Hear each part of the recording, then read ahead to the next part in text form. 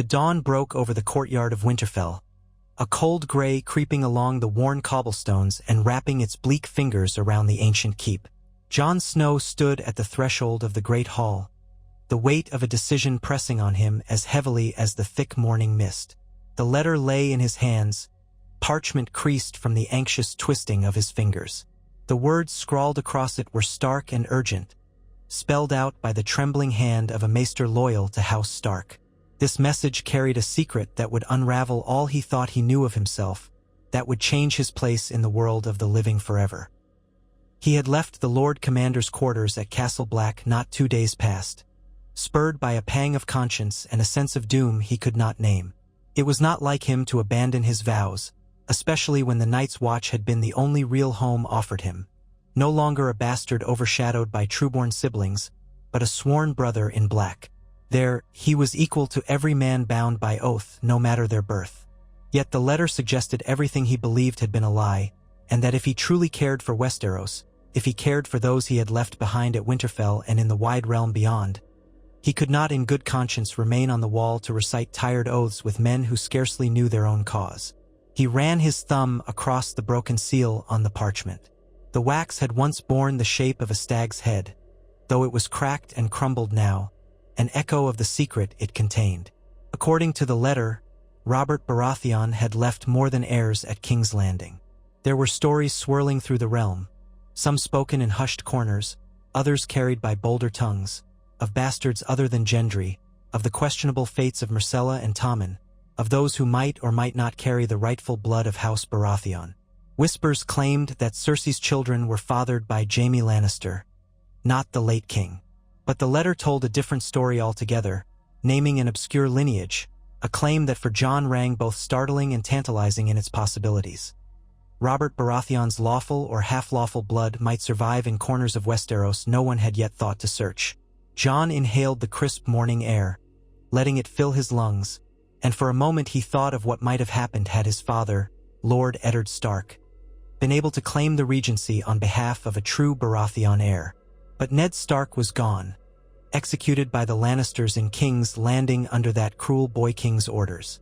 In the aftermath, Robb Stark had taken up arms, declared himself king in the north, and the Seven Kingdoms were torn asunder by war.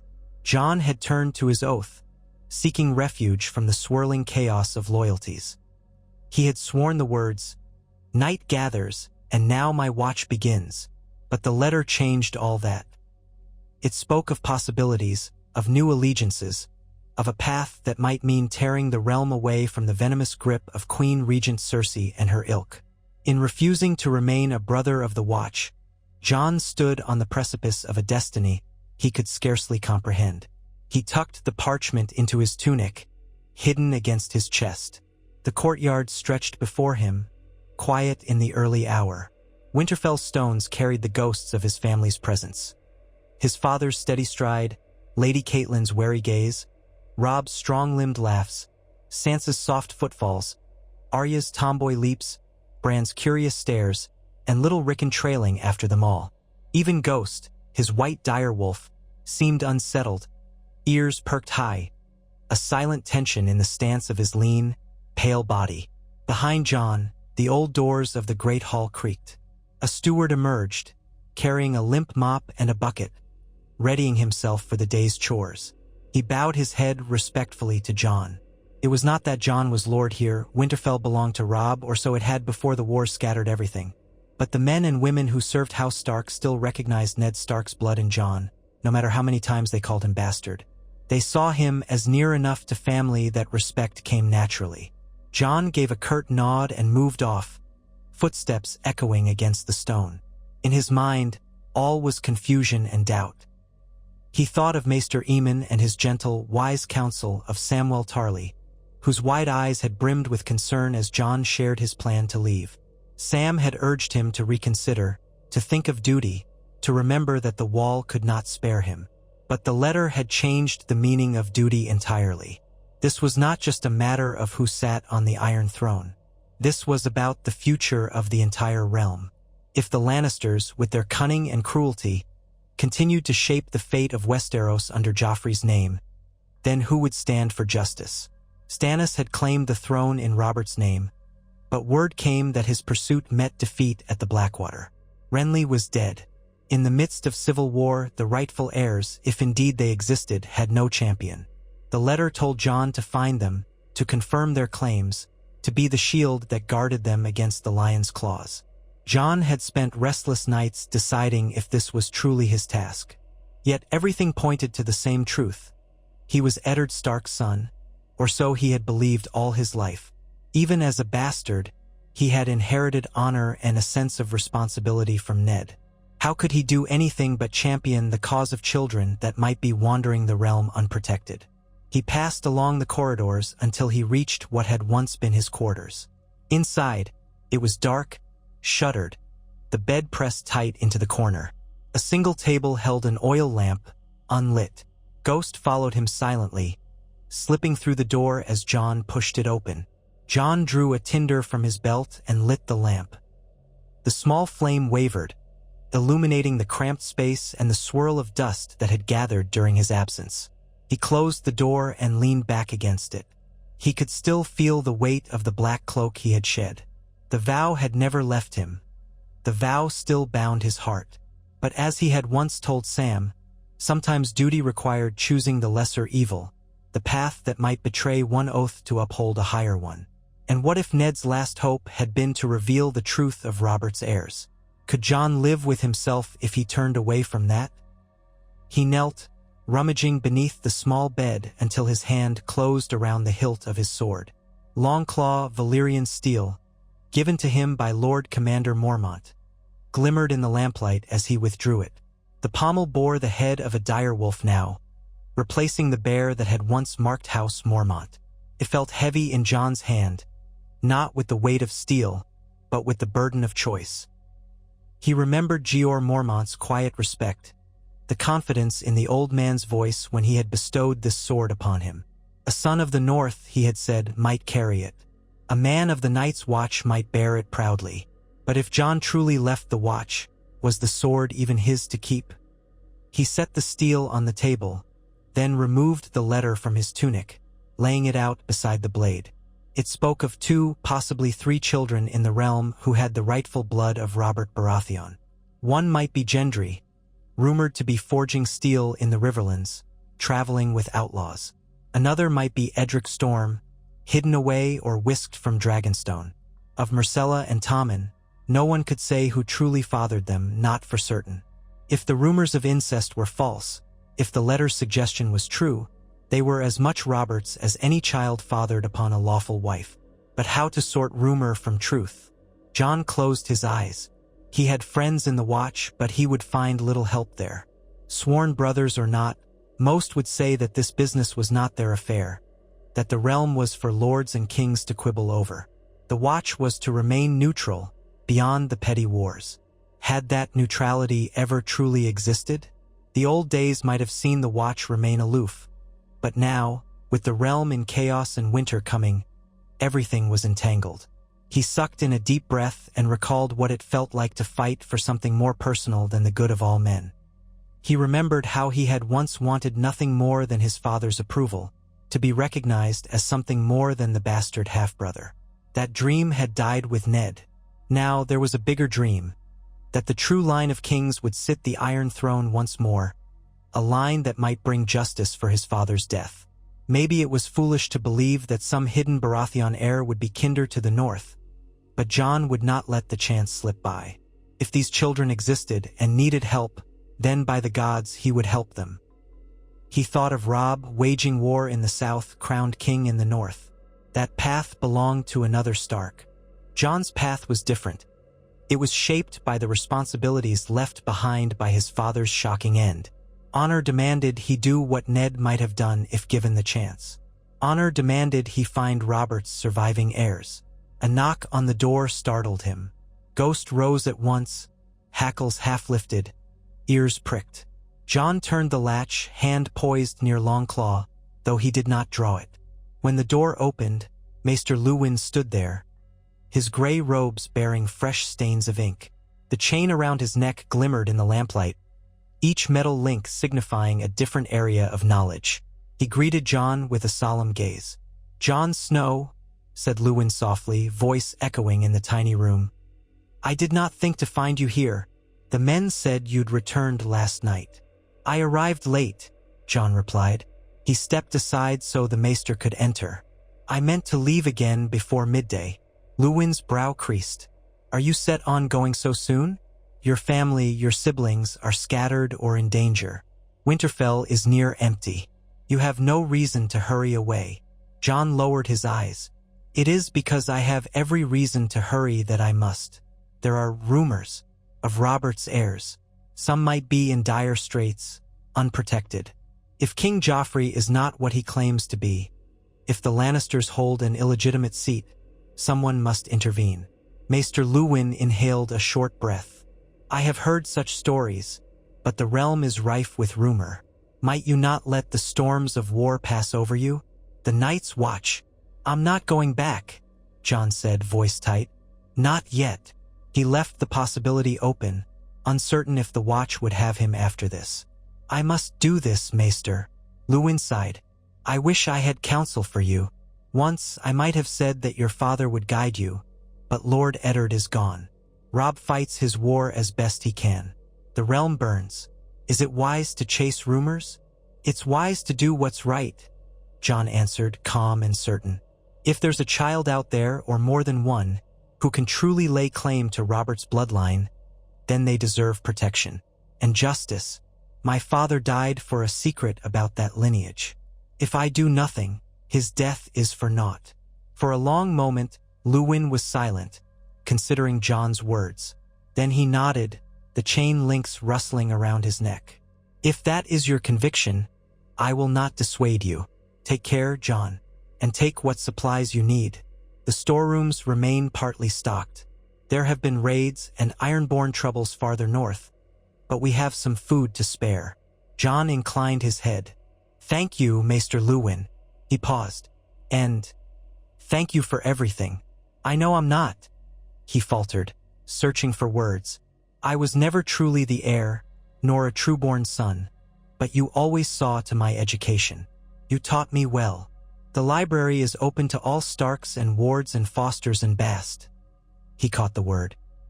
"You were always a part of this family, Jon. Don't doubt that. Go with the old gods and the new." Jon reached out a hand, and Luwin clasped it warmly. Then the maester left, leaving Jon alone in the dim chamber once more. Ghost settled at his feet, letting out a soft whine. Jon lowered a hand to the direwolf's head, stroking the thick white fur. "We go south now," he murmured. "Away from the wall, away from everything we've known. But we do it for Father's sake." He placed the letter in his satchel, fastened it, and blew out the lamp. Darkness settled around them, the faint morning light seeping through the cracks in the shuttered window. Outside, the yard called him forth, and though it pained him to leave these old halls so soon after returning, he had made up his mind. The black cloak that had once draped his shoulders lay abandoned on the bed, an unspoken farewell to the Watch's vow. Longclaw he belted at his side. The die was cast. He stepped out into the corridor, nodding to two guards who recognized him but asked no questions. Voices drifted from the direction of the kitchens, the sound of steaming pots and clanging utensils. Jon's stomach rumbled faintly. He'd scarcely eaten on his ride from Castle Black. He decided to stop by the kitchens to take a bit of bread or cheese for the road. As he neared, he caught the smell of baked loaves fresh from the oven. The warmth seeped into him and reminded him of simpler days, of times when he could linger with his half-siblings. He still thought of them that way, though Ned never called him half anything, and tear into a hot loaf with laughter. Now the great war among kings overshadowed every aspect of life. Daisy, a young kitchen maid, bright-eyed and freckled, offered him a piece of bread as if it were the most natural thing to do. "Heard you arrived last night," she said. "Staying long?" He shook his head. "Only passing through." She nodded, perhaps unsurprised. "Lord Rickon is but a child here, with hardly anyone to watch him. But I suppose we do the best we can. You'll visit him before you ride out." Jon paused. Rickon was still in Winterfell, though the boy was wild and resentful these days. The news of Ned's death had hit him hard. Robb, Bran, and Arya were gone. Sansa was in King's Landing as a hostage. Rickon was all but alone. Jon felt a pang of guilt. "I'll try," he said. "Thank you for the bread." He took a chunk in his hand, devouring half of it in several bites as he stepped back out into the morning air. Ghost padded beside him, teeth bared slightly at a passing cat, but the cat escaped beneath a barrel. Outside, the stables beckoned. Jon intended to saddle a horse and make for the south by midday. Yet Daisy's reminder had lodged in his chest. Rickon was his brother, no matter the circumstances of their birth. He should at least say farewell. It took some searching to find the boy, but at last Jon discovered him in the godswood, crouched near the black pool, eyes reflecting the ancient weirwood face that loomed overhead. Shaggy Dog, Rickon's dark-furred direwolf, prowled a short distance away, hackles and eyes bright with a feral glint. Rickon turned at Jon's approach. The boy looked older than Jon remembered, older in spirit if not in years. "Jon." Rickon's voice was small as though uncertain. "Are you here to stay?" Jon knelt beside him. "Not for long. I have duties that take me away." Rickon's face hardened. "Everyone leaves. Robb went, Mother went, Bran left. They all leave. Then Father died, and they never came back." Jon swallowed. The bitterness in the boy's voice stung. "I'm sorry, Rickon. If I could, I'd stay. But there's something important I have to do. More important than I ever thought possible." "Why does it have to be you?" Rickon asked, sounding anguished in that raw, childish way. "Why can't someone else go?" Jon reached out and placed a hand on Rickon's shoulder. "Because it's something Father would have wanted me to see through. You remember how he always said we have to do what's right, even if it's hard?" Rickon nodded slowly. "Father used to say that. He said the man who passes the sentence should swing the sword." "Yes," Jon said quietly. "He believed in living honorably. I can't ignore what's going on in the south. I'll come back if I can. In the meantime, you have to be strong. The people here need you. Winterfell needs a Stark." Rickon's lower lip quivered, but he jutted his chin. "I'm only little but strong," Jon countered. "And you have Shaggy Dog. You're not alone. Maester Luwin is here, and so are the people who have always served our family. They'll protect you and guide you. Keep your heart strong." "I'll try." Rickon's gaze flicked to Ghost, who stood at Jon's side. The white direwolf and the black one exchanged a quiet look across the godswood. "When will you come back?" Jon wished he had a sure answer. "When the time is right. Or if I can't, I'll send word." The air felt suddenly colder. Rickon's eyes brimmed with the swirl of love and hatred that only a young child can feel for an older sibling who's leaving him behind. He threw his arms around Jon, pressing his face into Jon's chest, and for a moment, Jon held the boy close. He remembered Rickon as a toddler, chasing after him and Robb in the courtyards, stumbling but refusing to cry. The memory seized Jon's heart. "Take care," Jon said, ruffling the boy's hair. "And be safe." He rose, blinking back a surge of emotion. Then he turned, leaving Rickon by the black pool, Shaggy Dog's low growl echoing softly. The godswood rustled with the wind, the weirwood's carved face seeming to watch Jon as he departed. He felt the presence of his ancestors, of the old gods, and it steadied him. Honor was not an easy burden to bear, but bear it he must. With that, Jon retrieved a horse from the stables, a sturdy gray courser strong enough to endure long miles. He packed it with what supplies he could scrounge: dried meats, a few loaves of bread, a skin of clean water, a small satchel of coin gleaned from the old Stark treasury that Maester Luwin had offered. It was not much, but it would see him a short way. He could rely on his sword arm for further needs, or perhaps rely on the generosity of those still loyal to House Stark or to the memory of King Robert. By midday, he was on the King's Road, Winterfell receding behind him, the pale sunlight casting elongated shadows across the path. Ghost trotted alongside, silent and watchful. Though the roads were said to be rife with bandits these days, Jon felt little fear. He had faced wildlings, whites, and the biting cold of the far north. A few brigands would not deter him. As he rode, he contemplated the next step: to seek Gendry in the riverlands, or to search for Edric Storm near Storm's End or Dragonstone. The letter named Gendry as Robert's bastard, rumored to travel with a band calling themselves the Brotherhood without banners. They fought for the common folk, or so the tales went. It was said they once followed Lord Baric Dondarrion, but rumors claimed Baric had died many times and still lived. A mystery that, but if Gendry indeed carried Robert's blood, it might be enough of a claim to rally some of the lords who had been loyal to Robert during his rebellion. However, a bastard, even one acknowledged, might not carry the rightful line for the throne. Edric Storm, on the other hand, had been recognized by Robert. That gave him a stronger claim, though still a bastard. And if the letter speculation about Myrcella and Tommen was correct, if they were not the children of Jaime Lannister, that could change everything. But they were in the Lion's Den, presumably in King's Landing or under Cersei's watchful eye. Reaching them would be no simple task. He decided, for the moment, to head south and see if the old roads or the travelers he encountered might point him toward Gendry. The boy was said to be near the riverlands or possibly in the western hills. Jon knew only that he was short. With civil war raging, any heir of Robert's might be in constant peril of capture or death. If the Lannisters suspected these children could disrupt Joffrey's reign, they would stop at nothing to eliminate them. So Jon rode, past scattered farms, abandoned huts, the carcasses of villages ravaged by war. He saw fewer travelers than he once might have. The threat of roving soldiers and bandits kept folk behind bolted doors or forced them to flee. Now and again, he passed a merchant cart under guard, or a group of ragged small folk trudging north, hoping to escape the war-torn southern lands.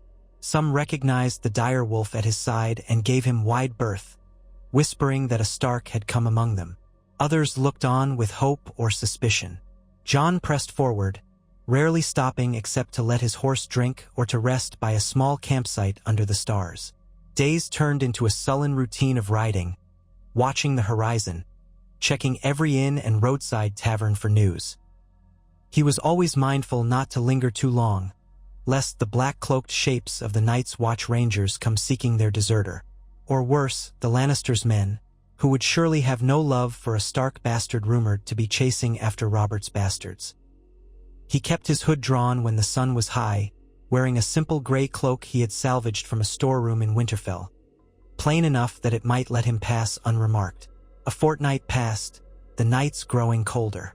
He glimpsed ravens overhead more frequently, a sign that messages traveled swiftly regarding the shifting tides of the war. Word was that King Robb had scored a few victories against the Lannisters, but the costs were high, and the realm bled in the tussle between would-be kings. Some said the Boltons were rising to prominence in the north, a rumor that tightened Jon's stomach with unease. Others muttered about the Ironborn attacking the northern coasts.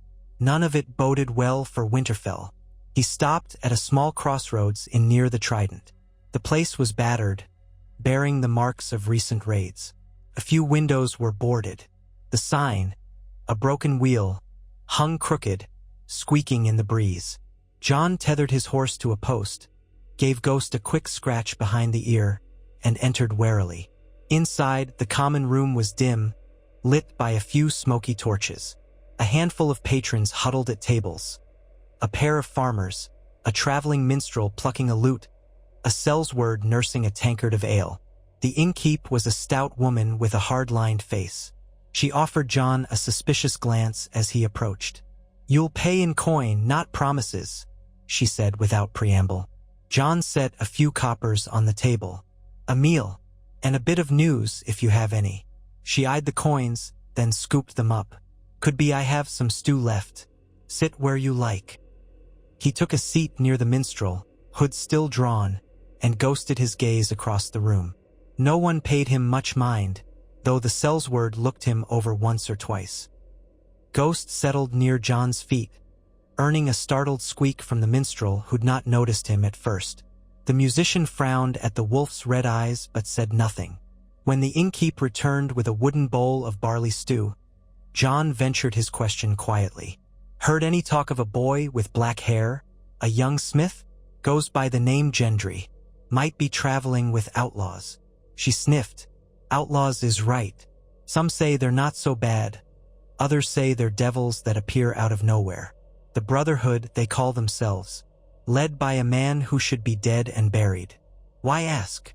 Might have some business with them, Jon said, and left it at that. Heard they roam the riverlands. Have they been seen around here? Not for a good while. The wars pushed them deeper into the forests, I hear. Or they might be near Lord Harroway's town. No one knows for certain. They spring up, ambush Lannister men, give some of their spoils to the small folk, then vanish again. Me, I prefer not to get tangled in such troubles. Jon thanked her. He ate quickly, the stew lukewarm but filling enough. The taste was earthy, flecked with bits of carrots and onions. As he finished, he felt a presence near his shoulder. The minstrel had sidled closer, eyes drifting from Ghost to Jon's face. The man had straw-colored hair and a pointed chin, his lute resting across his lap. "Forgive me," he said in a soft voice, "but did I hear you inquire about the Brotherhood without banners?" Jon nodded, wariness prickling at the back of his neck. "Perhaps." The minstrel offered a slight smile. "I've traveled the roads, seen them a time or two. Couldn't say where they are exactly now, but I've heard they recruit all sorts. Smiths, archers, men of faith. They say Lord Baric is a man touched by the Lord of Light, resurrected time and again." "I've heard the rumors," Jon replied curtly. "I only want to know if they have a young smith among them." "Aye, they might. I crossed paths with a traveling band who said they'd seen a black-haired boy, strong in the arm, good with a hammer. If you're looking to join, well, best keep your eyes open for signs in the trees. They often leave hidden marks for their own. They favor the secrets of the old outlaws, or so I'm told." Jon was no stranger to stealth, but tracking a phantom company across the riverlands would be difficult. He thanked the minstrel, left another coin for the innkeep, and rose, heading back outside with Ghost. Night had fallen, the moon rising pale behind ragged clouds. He considered purchasing a bed for the night, but restlessness gnawed at him. With the Brotherhood always moving, precious time might be lost in idleness. Instead, he led his horse down the road until he found a secluded clearing.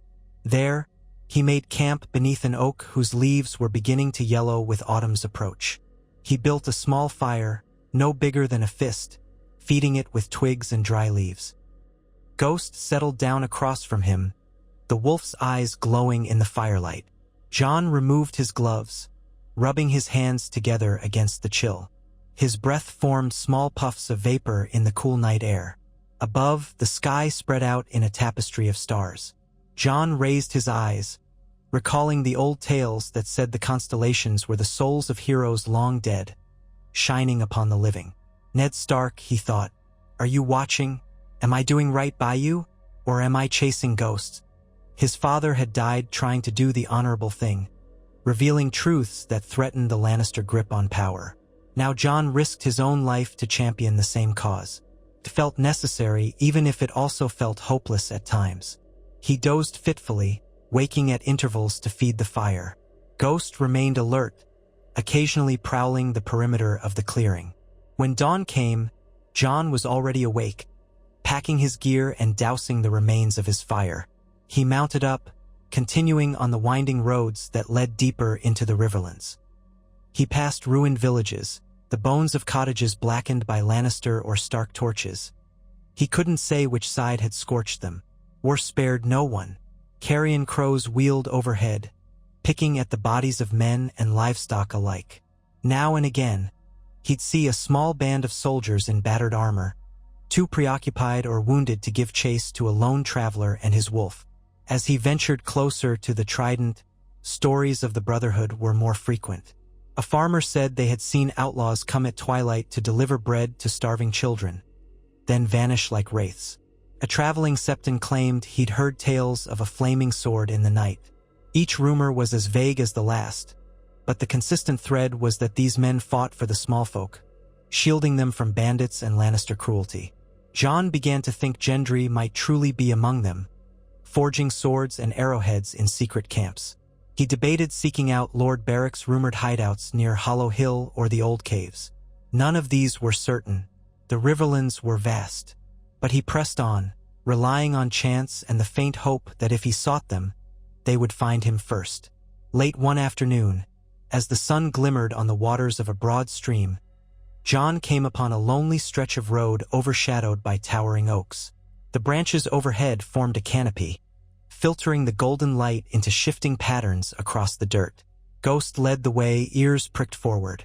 Jon slowed the horse, peering into the gloom. He felt a prickle on the back of his neck, a sense that eyes might be watching from the underbrush. Carefully, he shifted in the saddle, ready to draw Longclaw at a moment's notice. "Hold," came a voice from the shadows. "Stay your hand." Jon reined in. Ghost let out a low growl. A figure stepped from behind a thick trunk. A tall man, ragged about the hair, wearing leathers and a mail shirt that had seen better days. A second figure emerged behind him, a bow drawn. The arrow pointed at Jon's chest. "Who are you?" asked the tall man. "What business have you in these parts?" Jon's heart thudded, but he kept his tone steady. "I seek the brotherhood without banners." The bowman snorted. "Do you indeed?" The tall man eyed Jon's sword hilt. "That blade is Valyrian steel, unless I miss my guess." "You a Lannister man?" Jon shook his head, pushing back his hood so they could see his face clearly. "I'm not.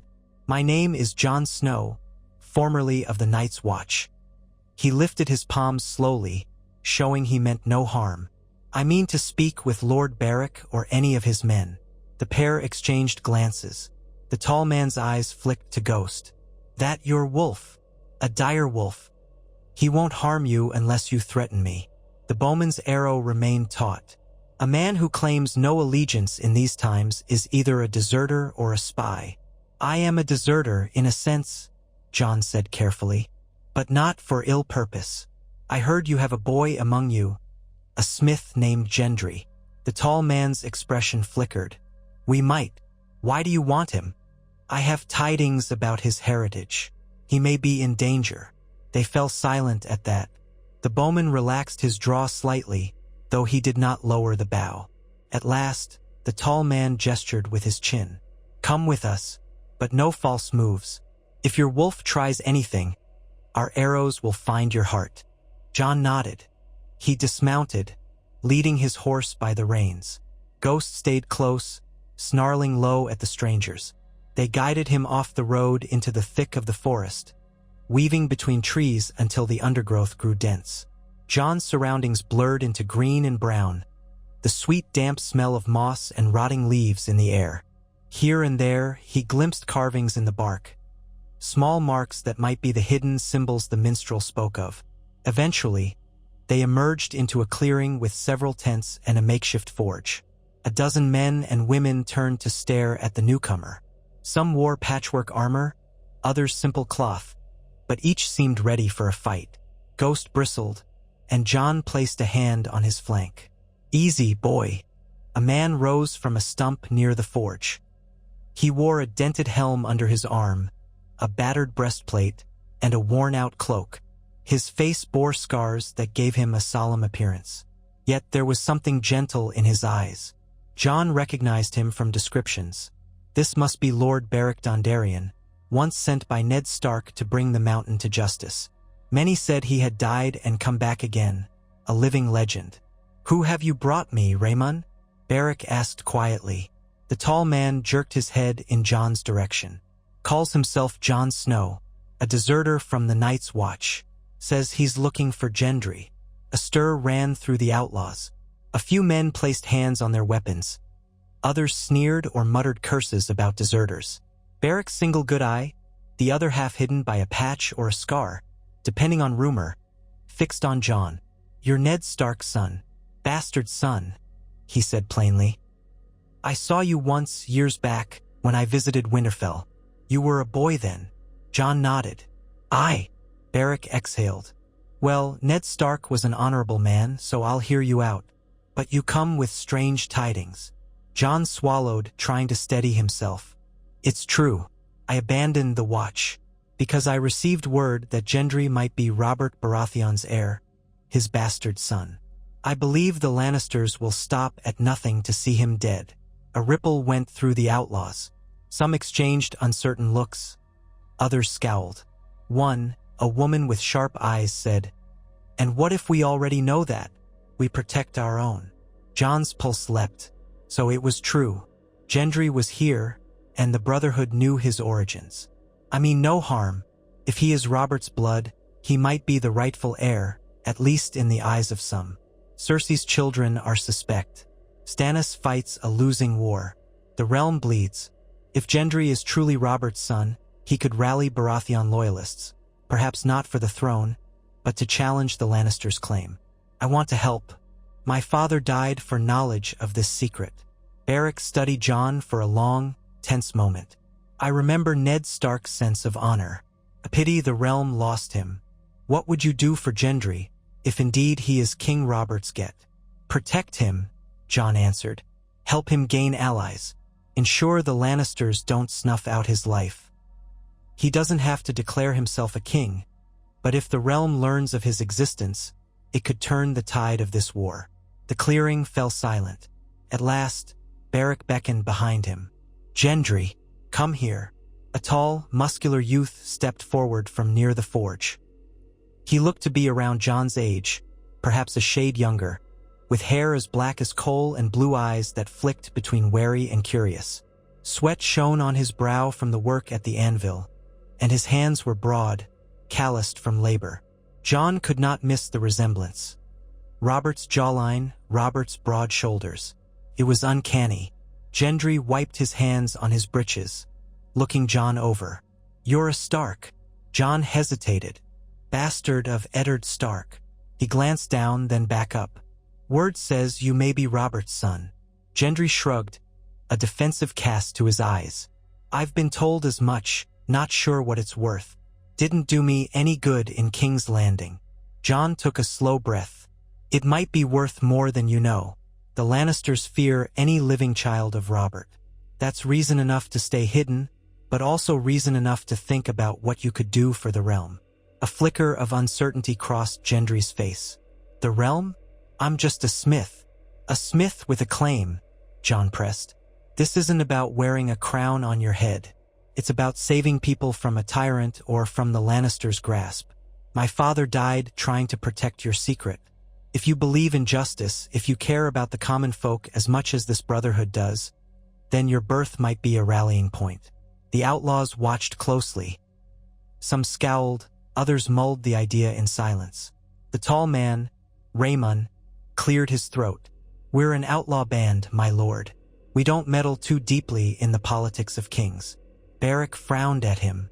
"We meddle enough to fight the Lannisters and defend those they oppress. My men, we've always said we serve the realm, not a single king." He turned to Jon again. "But you propose we risk Gendry's life by parading him as the rightful heir to the Iron Throne?" Jon shook his head. "Not necessarily rightful to the throne. Robert's heirs might hold claim, but that's not the only path. Some do say that a king's acknowledged bastard could gather men under the banner of a crowned stag to throw off the Lannisters. The goal is to keep Gendry alive, first and foremost, until we see what can be done." Gendry's jaw tightened. "I don't fancy being used as some puppet in a war." "I'm no puppet," Jon answered quietly, trying to meet the boy's gaze. "I abandoned my own oath to protect a possible truth. If we let the Lannisters think they can kill Robert's children with impunity, we'll all be living in their shadow soon enough." Beric let out a long sigh. He turned to the red-haired woman who stood near him.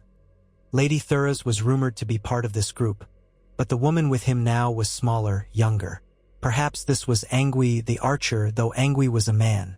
Jon realized he might be mixing up their ranks. Another step behind Beric, though, stood a red-robed figure, the priest Thuras of Myr, presumably. They conferred quietly in hushed voices. Jon caught bits of it. "We can't. Gendry's choice. If the boy wishes." At last, Beric inclined his head, focusing on Gendry. "My young friend, we've done what we can to keep you from harm. If you wish to remain with us, forging steel and helping the small folk, you may. But the realm is bigger than the riverlands alone, And if you truly have a king's blood, that's not a small thing. Think carefully, lad. Once you step onto the stage of lords and crowns, there may be no going back. Gendry glanced at Jon, then at the outlaws. He looked torn. I never wanted to be part of any grand cause, Lord. I just wanted to make helmets and swords. But the Lannisters killed my friends, hunted me in the city. I don't know what to do. Jon took a step closer, speaking softly, so only Gendry and a few near him could hear. Sometimes we don't choose our fate. If you stay hidden here, you might live quietly. But is it truly safe? War ravages the land. The Lannisters have eyes everywhere. Eventually, word of your identity might get out. They'd send men with steel and gold to ensure you never surface. If we can find a way to protect you while also striking a blow against the Lannisters, we should try. Gendry hesitated a long moment. The forging fire crackled behind him, sending up sparks into the twilight air. The sun was setting beyond the trees, painting the sky a deep orange streaked with purple. At length he sighed, looking at Baric. You've been good to me, my lord. I owe you and your cause. But if I can stop the Lannisters from doing to others what they did to me and my friends, maybe I should try. Baric dipped his head solemnly. You're a good lad, Gendry. I'll stand by your choice.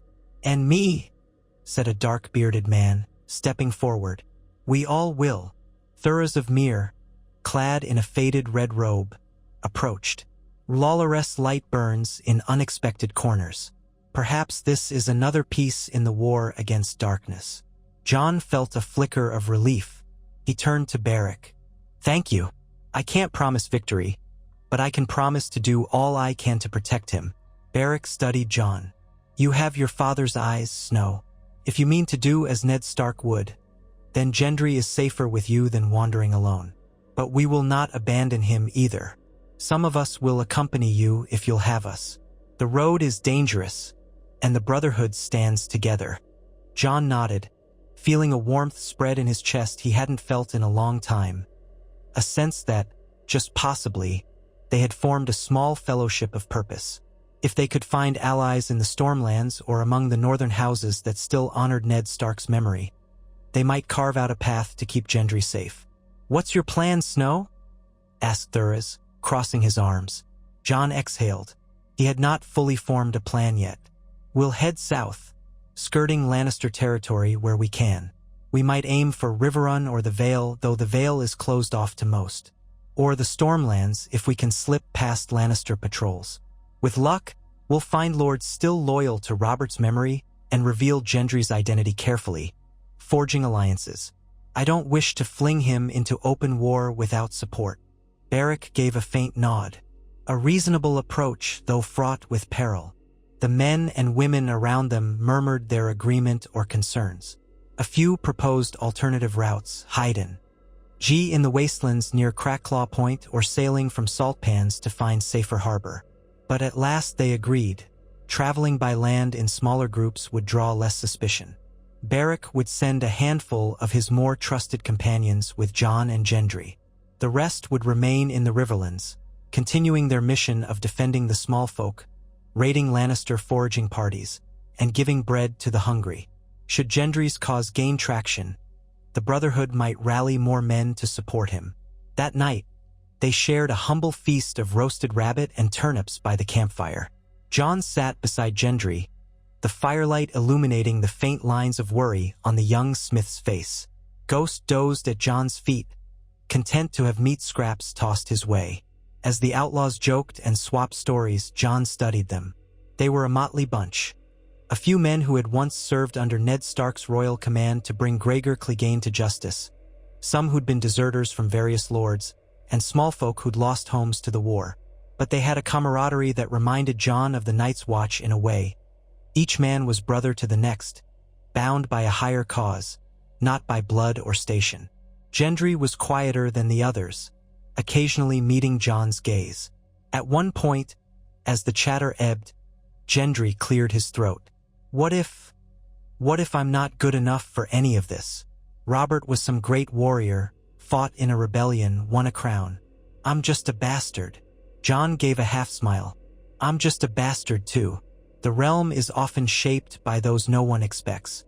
If you have the will, that's what matters. I saw Robert when I was very young. He had presence, a fierceness. You share that, I think. If we stand together, maybe that will be enough." Gendry nodded slowly. "All right then." They settled in for the night, Jon sharing a tent with Gendry. Ghost remained watchful at the entrance, occasionally prowling. The forest was alive with nighttime sounds. Owls hooting, leaves rustling in the breeze. Now and then, faint laughter from the outlaws reached Jon's ears. Sleep claimed him eventually, and he dreamed of the crypts beneath Winterfell, where Ned Stark's statue loomed. He dreamed of Robert's hammer striking down Rhaegar Targaryen on the trident, the rubies scattering in the water, and he saw a black-haired boy diving after them in the swirling current. He woke before dawn, heart pounding, unsure what the dream meant. Gendry still slept, sprawled on a bedroll, chest rising and falling in a steady rhythm. Jon slipped out of the tent to clear his head in the crisp air. He found Baric Dondarrion standing near the dying embers of the fire, his sword at his side. The man's posture was pensive, and by the faint lines on his face, Jon guessed he rarely slept well these days. "Dreams?" Baric asked quietly, glancing at Jon. Jon nodded. "Yes, I get them too," Baric said, voice subdued. "Death changes a man's perspective, and I've died more times than I care to count." Jon had heard the tales but had scarcely believed them. Yet here Baric stood, scarred but alive. "You saw my father last before you embarked on that mission to capture the mountain?" "Aye." He was hand to King Robert then, a time when the realm seemed simpler. But the mountain put an end to simpler days, and to me at first. Thuras brought me back with the Lord of Light's power. Whether it was for vengeance or for something else, I still don't know. Jon studied Baric's face in the half-light. "I'll do my best to keep Gendry alive. I promise." Baric rested a gauntlet hand on Jon's shoulder. "I believe you, Snow." When dawn broke, they prepared to depart. Baric selected half a dozen men to join Jon and Gendry, including Raymond and the bowman who first intercepted Jon. They carried minimal supplies, relying on foraging and their wits to get by. Thuras of Myr bowed out, choosing to remain with Baric, though he gave Gendry a blessing before they left, chanting quietly in a foreign tongue. The others parted with a mixture of encouragement and apprehension. Thus began the next leg of Jon's journey, a small fellowship forging south and east, ducking under the notice of roving armies. Their destination, Storm's End or the towns near it, remained uncertain. Along the way, they planned to sow the seeds of rumor that a scion of Robert Baratheon lived and sought justice. They would test the waters, watch how local lords reacted. If the news spread too fast, it might draw the Lannisters like moths to a flame. They had to be careful, for a single slip could see them all hanged as traitors.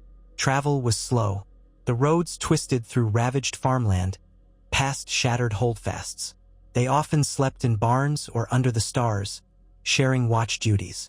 Gendry proved adept not only at smithing but at physical labor. He gathered firewood, carried gear, and lent his strength wherever needed. Jon noticed how the outlaws gravitated to him, perhaps drawn by the same charismatic stubbornness that had once defined Robert.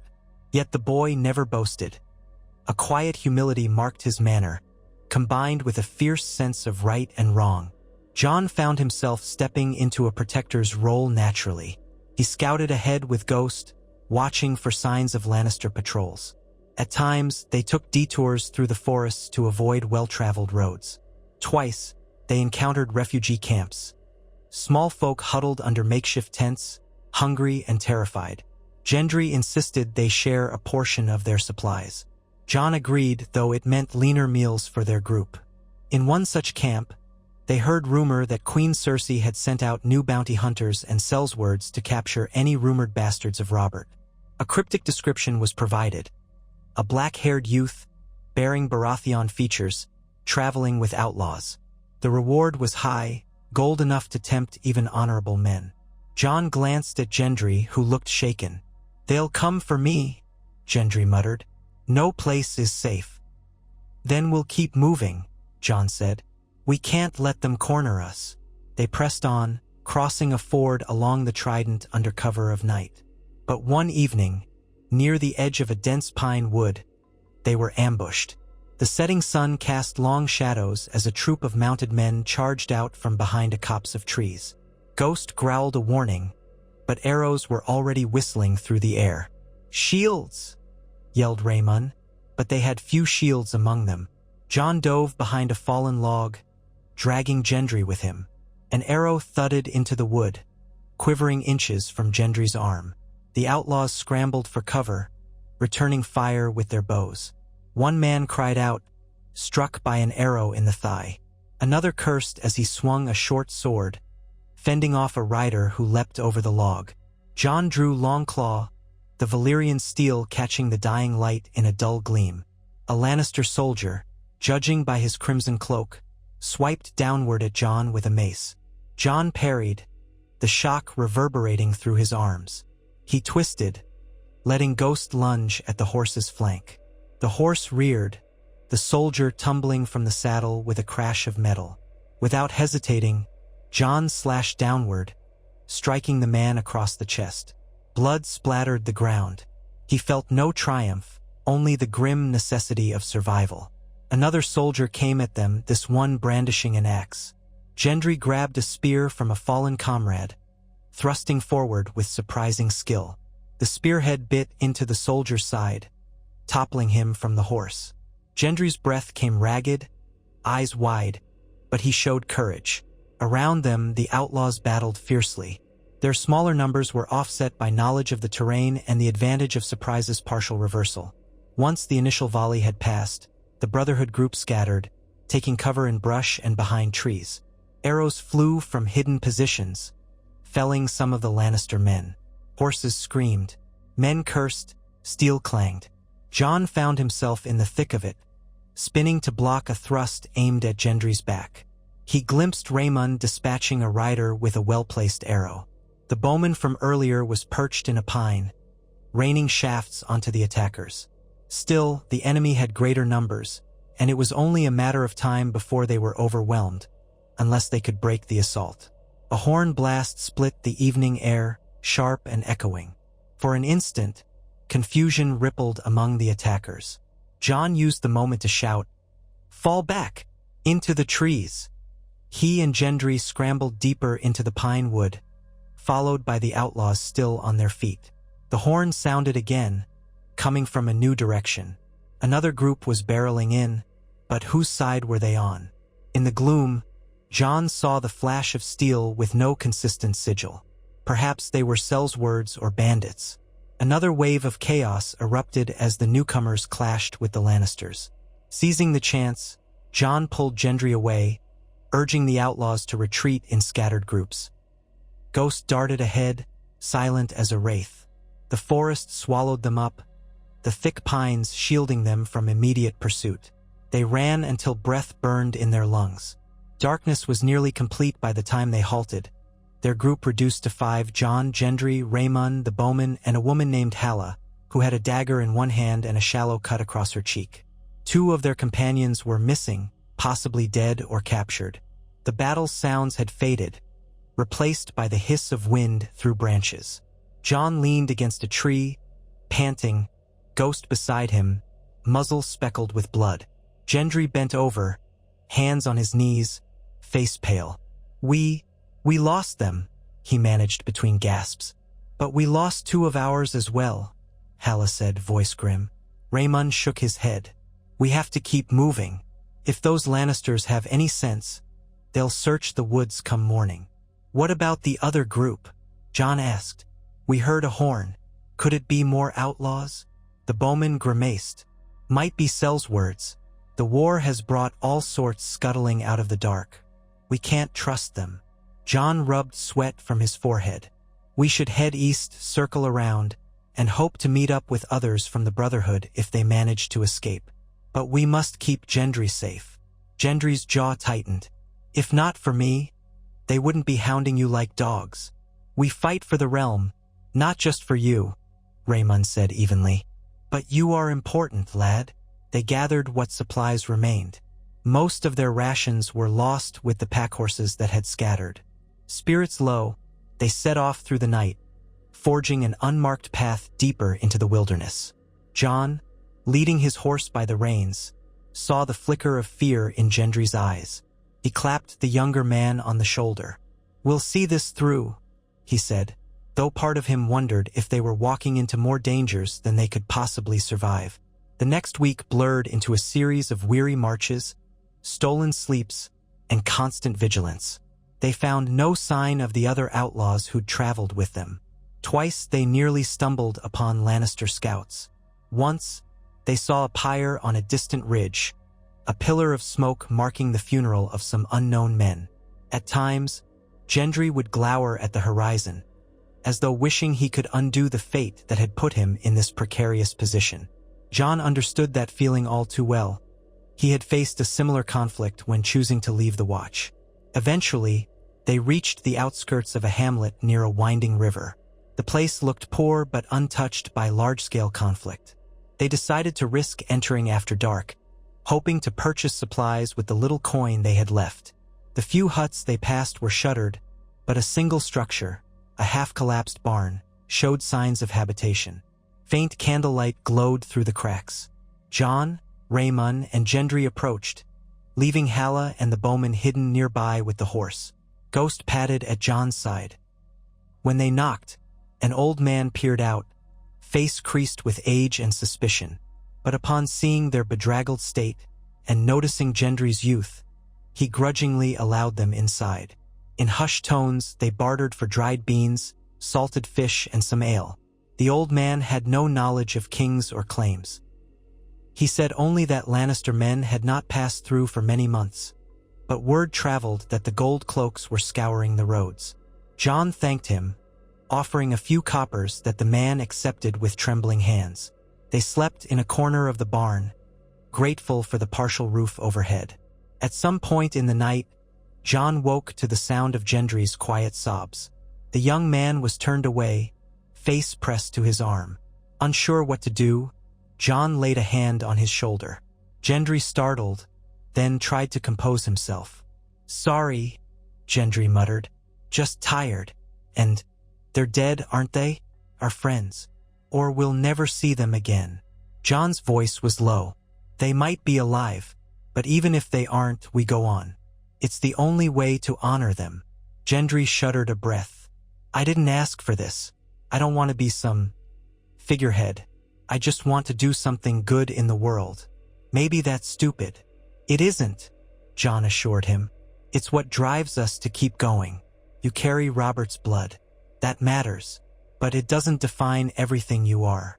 You still decide who you'll be." Gendry nodded, swallowing hard. After a moment, he whispered, "Thank you." Jon squeezed his shoulder gently. "Try to rest." Morning came gray and dim, and they continued. Rickon suggested crossing the border into the Crownlands and then skirting around the edges to see if they could reach the stormlands from the east. It was a long detour, but with the main routes patrolled by Tywin Lannister's men, it might be safer.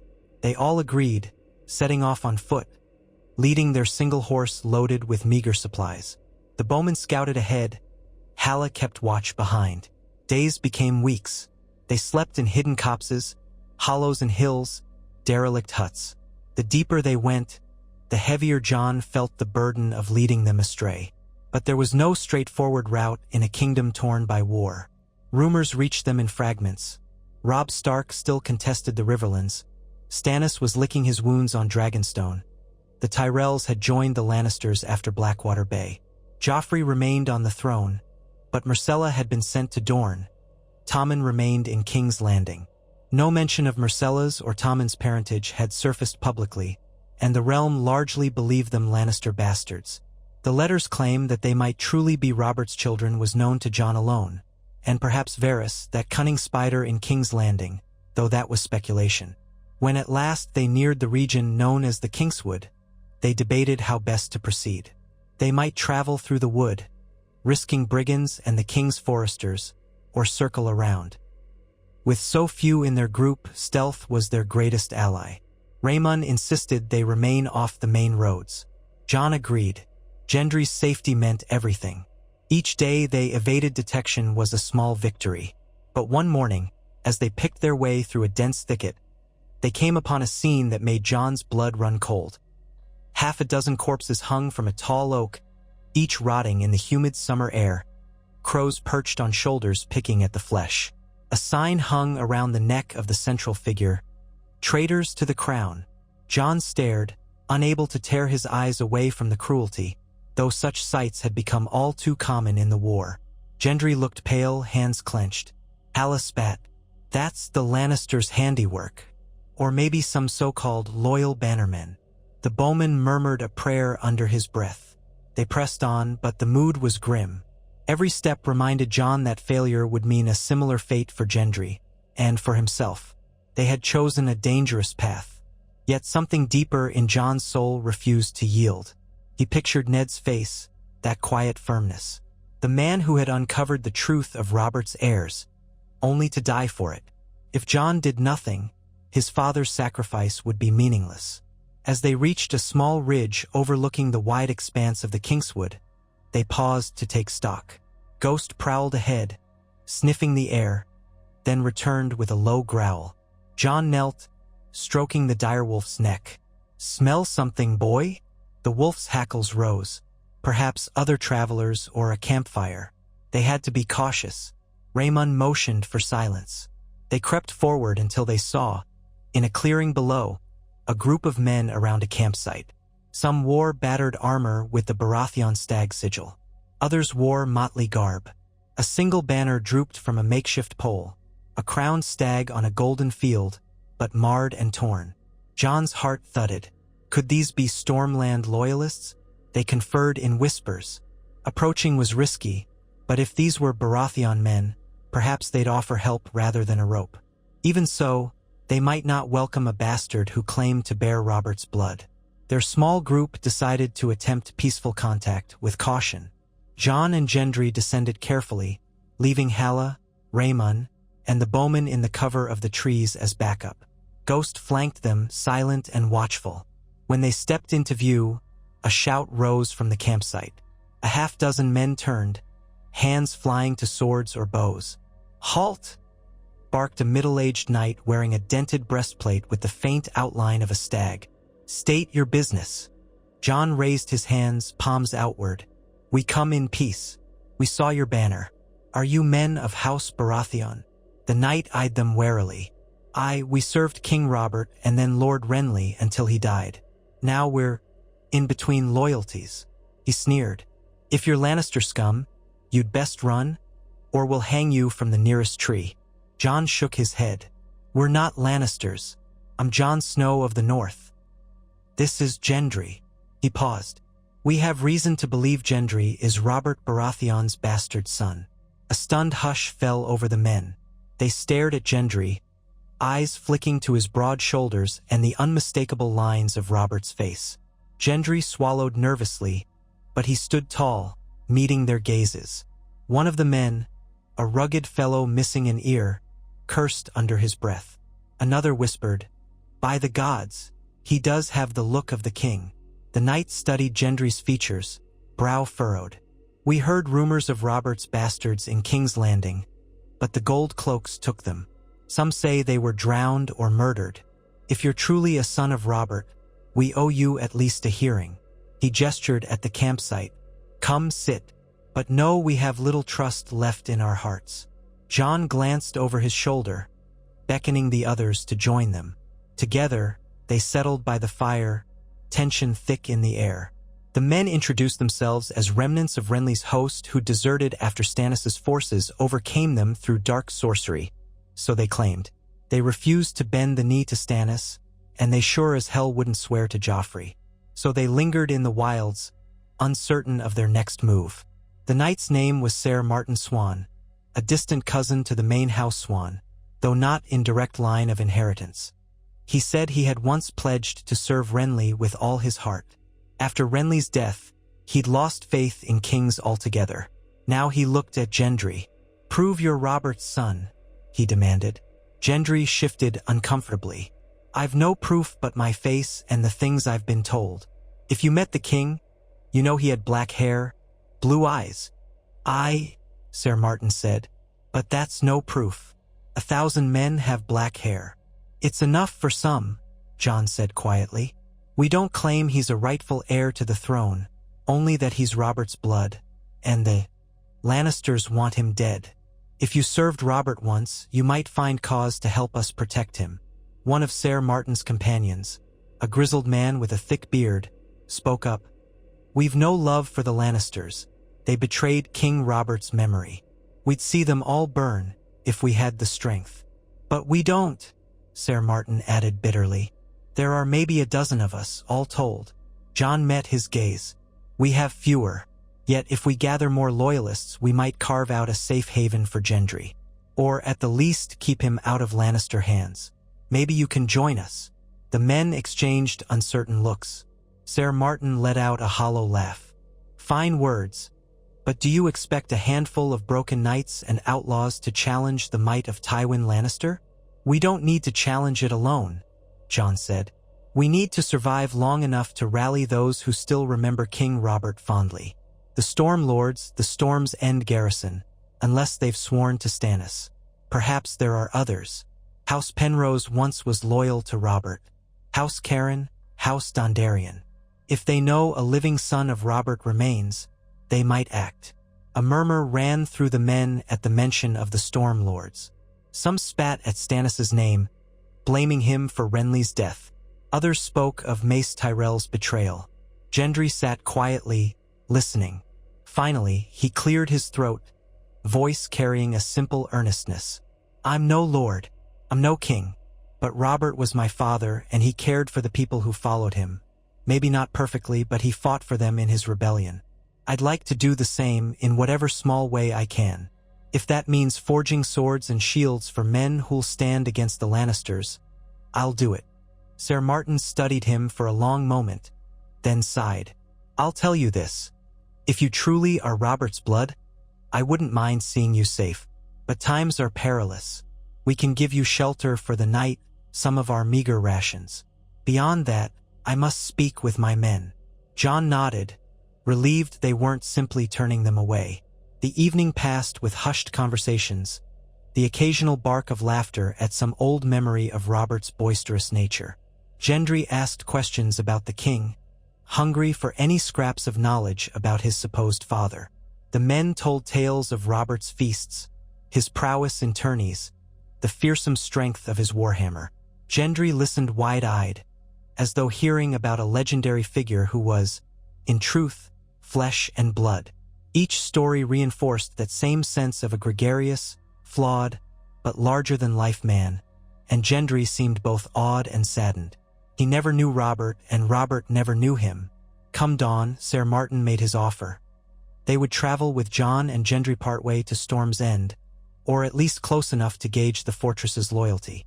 Though Stannis had once held it, rumors said he had sailed to Dragonstone after Blackwater, leaving only a small garrison. If it still belonged to Stannis, they might find themselves unwelcome. But if local lords had seized power in the chaos, a golden opportunity might await. And so the unlikely band grew, from 5 outlaws to a small group of about 20 men. Ser Martin, his knights, a few scraggly archers, and Jon's contingent. They set out under the battered Baratheon banner.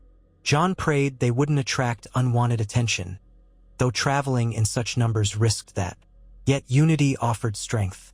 The first days went smoothly, but as they neared the borders of the stormlands, the weather turned sour, clouds rolling in with chill winds, as though announcing their approach to the seat of House Baratheon. At night, they huddled under tarps against the driving rain. Gendry hovered by the horses, ensuring their hooves were free of stones. Jon joined Ser Martin by a meager fire, discussing routes and possible alliances. Ghost prowled the perimeter, more restless with each thunderclap. Lightning cracked the sky, illuminating the anxious faces of their men. One morning, they broke camp and trudged on despite the drizzle. The hills rolled before them in a patchwork of wet grass and stone. By midday, they spotted a distant shape, a squat tower perched on a rocky outcrop, flags snapping in the wind. Cautiously, they ventured closer, discovering a small keep belonging to House Peasebury, an old vassal of the Baratheons. After some tense negotiations at the gate, Ser Martin was recognized by a guard who had once served Renly. They were admitted to the courtyard, wary but not attacked. Lord Peasebury was dead, they learned, killed in battle. His widow, Lady Elodie, held the keep with a skeleton garrison. She received them in a dim hall, a pinched expression on her face. When Ser Martin introduced Gendry, her eyes flickered with surprise but not immediate hostility. She commanded they dry themselves by the fire and speak more of their purpose. Jon recounted only the essentials, that Gendry was Robert's bastard, the Lannisters sought him, and they aimed to unite those who remained loyal to Robert's memory or who refused to accept Lannister rule. Lady Elodie sighed, glancing at Gendry, who stood awkwardly, arms folded across his broad chest. Finally, she admitted that the keep was short on supplies, the small folk battered by high taxes demanded by the crown, with no relief in sight. She had no love for the Lannisters, but fear made her cautious. Throwing in with a bastard, even Robert's, could bring Tywin's wrath. Still, she offered them shelter for the night. Jon and Gendry dined at her long table, albeit sparsely. Over roast pheasant, the last of her store, she claimed. Lady Elodie asked Gendry about his time in King's Landing, his mother, and any details that might substantiate his claim. Gendry spoke honestly. He knew little of his mother, only that she had hair as golden as the sun, and Robert had visited her a handful of times at a certain keep near Storm's End, or so the rumors went. Lady Elodie seemed unconvinced, but also not dismissive. "If you could show me something of Robert in your manner," she said softly, "I might be persuaded. He was always so confident, so full of laughter." Gendry frowned. "I'm not him. I never will be. But I want to do what's right." She studied him for a moment, then nodded. "That at least is admirable. Perhaps come morning, I'll send a raven to my cousin in the next county. He served Robert in the rebellion. If he believes, maybe others will." Jon felt a swell of hope. This was the first step, sowing the seeds that Robert's blood lived on and that men and women might rally around him if tyranny encroached. He exchanged a glance with Gendry, who offered a half-smile, clearly overwhelmed but determined. They spent that night in relative comfort, bedding down on pallets in a warm tower room. Rain battered the walls, thunder rumbling, but at least a roof shielded them. Jon laid awake, exhaustion buzzing in his skull. He thought of the wall, the vow he had broken. He thought of Ned, of Robb, of the family scattered across the 7 kingdoms. Then he thought of the letter in his satchel, the one that whispered rumors of other possible heirs, Myrcella, Tommen, Edric Storm. If Gendry could be one rallying point, what of the others? He slipped a hand into his tunic, feeling the parchment's edges. The journey had only begun. He had come so far, yet was nowhere near finished. Ensuring Gendry's safety was paramount, but the realm might need more than one scion of Robert to stand firm. Perhaps Myrcella or Tommen, if truly Robert's, could claim the throne more legitimately. But they were in the Lannisters' clutches, or exiled to Dorne. Edric Storm was rumored to be on Dragonstone, or had been. As for Gendry, he seemed content to be a symbol of resistance, not a king. Jon wondered if that would be enough to break the Lannister hold. He exhaled, closing his eyes. Outside, lightning illuminated the black sky. He could almost sense the restless ghosts of the past swirling around him. Ned Stark, Robert Baratheon, old kings and queens. He felt a deep shiver, as if winter's breath reached all the way here. But he was not alone. Gendry, Ser Martin, the outlaws, they stood with him, forging a path forward. In the morning, Lady Elodie informed them that her raven had been sent to her cousin, Lord Errol, who had once fought alongside Robert. She could not promise more than a sympathetic ear, but it was a start. Their company thanked her and rode on, the battered Baratheon banner tucked away to avoid undue attention on the road. The storm had eased to a drizzle, and the land smelled of wet earth. Jon felt a cautious optimism stirring. Step by step, they were lighting sparks of loyalty that might kindle a flame. Some days later, they approached another hamlet, only to find it deserted, the huts burnt to cinders. Crows scattered at their arrival, revealing ghastly remains in the rubble. Ser Martin's men swore vengeance under their breath. Gendry stood silent, fists clenched. Even after all he'd witnessed, the cruelty of war still shook him. Jon rested a hand on the younger man's shoulder, but Gendry shrugged it off, tension radiating from him. "This is what the Lannisters do," Gendry said, voice thick with anger. "Someone has to stop them." Jon nodded, though he wondered if they stood any chance. The realm was vast, the Lannisters entrenched in King's Landing, allied with the Tyrells. Yet Ned Stark's voice echoed in Jon's mind. When the snows fall and the white winds blow, the lone wolf dies, but the pack survives. Their pack was small, but perhaps it would grow. That hope sustained him as they pressed onward. And so they moved through the stormlands, a ragtag group loyal to a bastard son of Robert Baratheon, guided by a bastard son of Ned Stark. They navigated dangers, forging alliances where they could, planting seeds of doubt in those who still served the Iron Throne. Every step was a gamble, every town or keep a new test. Word began to spread in hushed whispers that King Robert's blood survived, that perhaps the realm had a chance for salvation, not in the form of a golden-haired princeling in the Red Keep, but in a quiet, strong-armed smith who wished only to do right by those who suffered.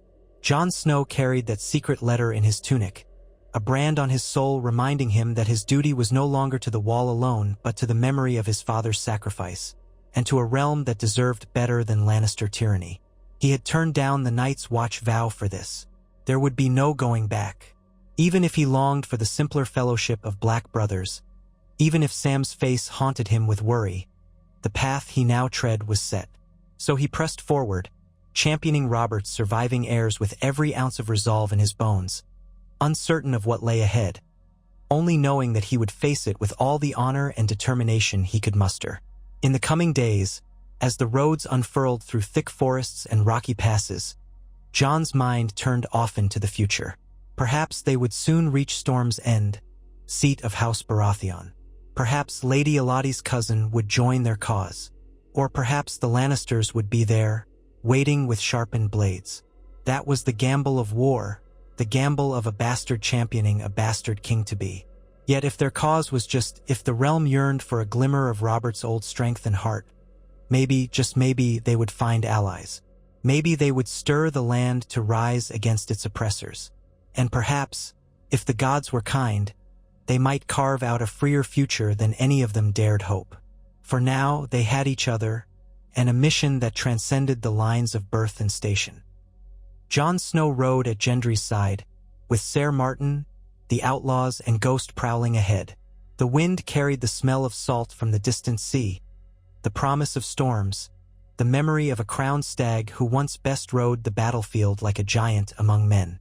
And so their story marched on, beneath cloudy skies and hidden constellations, forging new bonds in the fires of adversity, reaching toward a dawn that might reshape the fate of Westeros itself. The rain had thinned to a damp mist by the time Jon Snow and his small company left Lady Elodie's keep and set forth again. Swollen clouds still brooded across the sky, and a faint metallic tang clung to the wind. The world seemed caught in a perpetual twilight, the sun hidden behind layers of leaden gray. Though the stormlands were known for their fierce tempests, even these incessant drizzles felt like a reminder that the land was in mourning, or perhaps a warning that more turmoil lay ahead. They rode beneath a battered makeshift banner, one that Ser Martin Swan and his men had carried since Renly Baratheon's demise. The crowned stag on gold was torn, the paint faded by exposure to sun and rain, but it fluttered high enough to proclaim their cause. Jon often thought about how that herald, a standard once representing a vibrant, charismatic king, now hung as a sad echo of unfulfilled dreams. Yet even a ragged banner carried meaning if held aloft by those who believed in it. Gendry still grappled with the idea that some now looked to him as a living symbol of House Baratheon.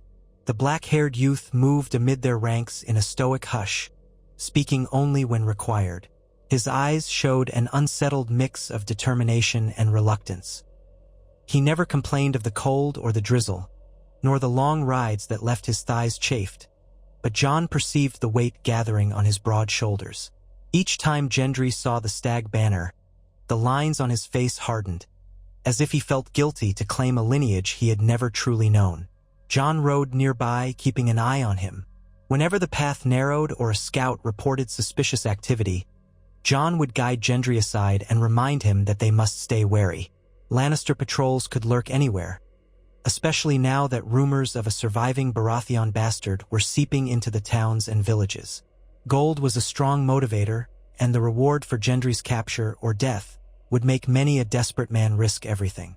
Their group had grown to nearly 20, including the original band of Brotherhood outlaws, Raymond, Halla, and the bowman, whose name was revealed as Garrison, and a handful of Ser Martin's men, battered knights and archers who once served Renly. At times, Jon worried that the size of their company would attract notice, but Ser Martin reasoned that with so few armed men left loyal to the Baratheons in these parts, having a small host was better protection than wandering as nameless travelers. Storm's End was their ultimate goal, though they had yet to decide precisely what they would do once they arrived. Storm's End had long been Robert Baratheon's seat. During the rebellion against the Targaryens, it withstood siege after siege, defying Mace Tyrell's armies. It was said no siege could break Storm's End unless the defenders starved, or unless darker forces were used, as some whispered had happened in Stannis' campaign against his brother Renly. Even after King Robert took the Iron Throne, Storm's End remained a stronghold for House Baratheon's younger branch. But Renly's death changed everything, and then Stannis claimed the fortress. Courtenay Penrose, the Castellan, had died in mysterious circumstances. Those who believed in whispered tales of magic said a shadow had done the deed. Subsequently, Stannis had briefly held Storm's End as a base before he marched on King's Landing and was defeated at the Blackwater. Since then, no one in their party was certain who held the castle. Was it a contingent of Stannis' loyal men, or had Tywin Lannister seized the fortress? Or were they more or less left on their own, with the garrison under orders from Stannis, who now sulked in Dragonstone? If they could gain entry, perhaps they could reveal Gendry's identity to potential supporters. But such an attempt was as likely to end with Gendry in chains, should the Castellan consider him a threat or if the garrison had turned traitor for Lannister gold. So they would proceed carefully, glean information from local lords along the way, gauge sentiment in the stormlands. Only if they found a measure of support would they make a direct approach to Storm's End. Lady Elodie had promised to send word to her cousin, Lord Errol, an old knight who had once fought alongside Robert during the rebellion. If Lord Errol still harbored loyalty to Robert's memory, perhaps he could be convinced to help. Jon prayed that the Raven carried more than an idle message, that it inspired genuine interest in Gendry's cause. Hope was hard to come by in a kingdom so thoroughly ravaged by war. They traveled for 2 days in relative calm, encountering no organized resistance. The stormlands were not as badly scorched as the riverlands. Tywin had never unleashed his armies here so relentlessly, and the local houses, while battered by conflicts between Stannis and Renly, had not been wholly destroyed. Yet they saw signs of the realm's strain. Common folk toiled under higher taxes. Granaries had run low after the last harvest failed to meet the Lord's demands. Cattle died in neglected fields. Soldiers of uncertain loyalty roamed on horseback, demanding tribute or coin from travelers. The War of the Five Kings had left deep scars everywhere. They gave a wide berth to any suspicious group of armed men. Whenever Jon glimpsed men wearing the Golden Lion of Lannister, he motioned the group to move off the road, cloaked by stands of pine or low hills. Ghost, his great white direwolf, prowled on silent paws. More than once, he alerted them with a soft growl, allowing them to duck out of sight before some Lannister patrol thundered past. The men would ride on, never suspecting the small band of would-be rebels hidden in the undergrowth. On the third evening after leaving Lady Elodie's keep, they reached a high ridge that overlooked a shallow valley. Through the twilight gloom, they could see lights flickering. A small village hugging the edge of a slow-running river. It seemed intact, though the fields around it lay mostly fallow, dotted with a few goat pens and withered vegetable patches. Ser Martin proposed they camp on the ridge and send in a few scouts at dawn to see if the village held any threat. Jon agreed. After their last ambush in the Riverlands, he trusted no settlement blindly. Gendry stood by, arms folded, listening but saying little.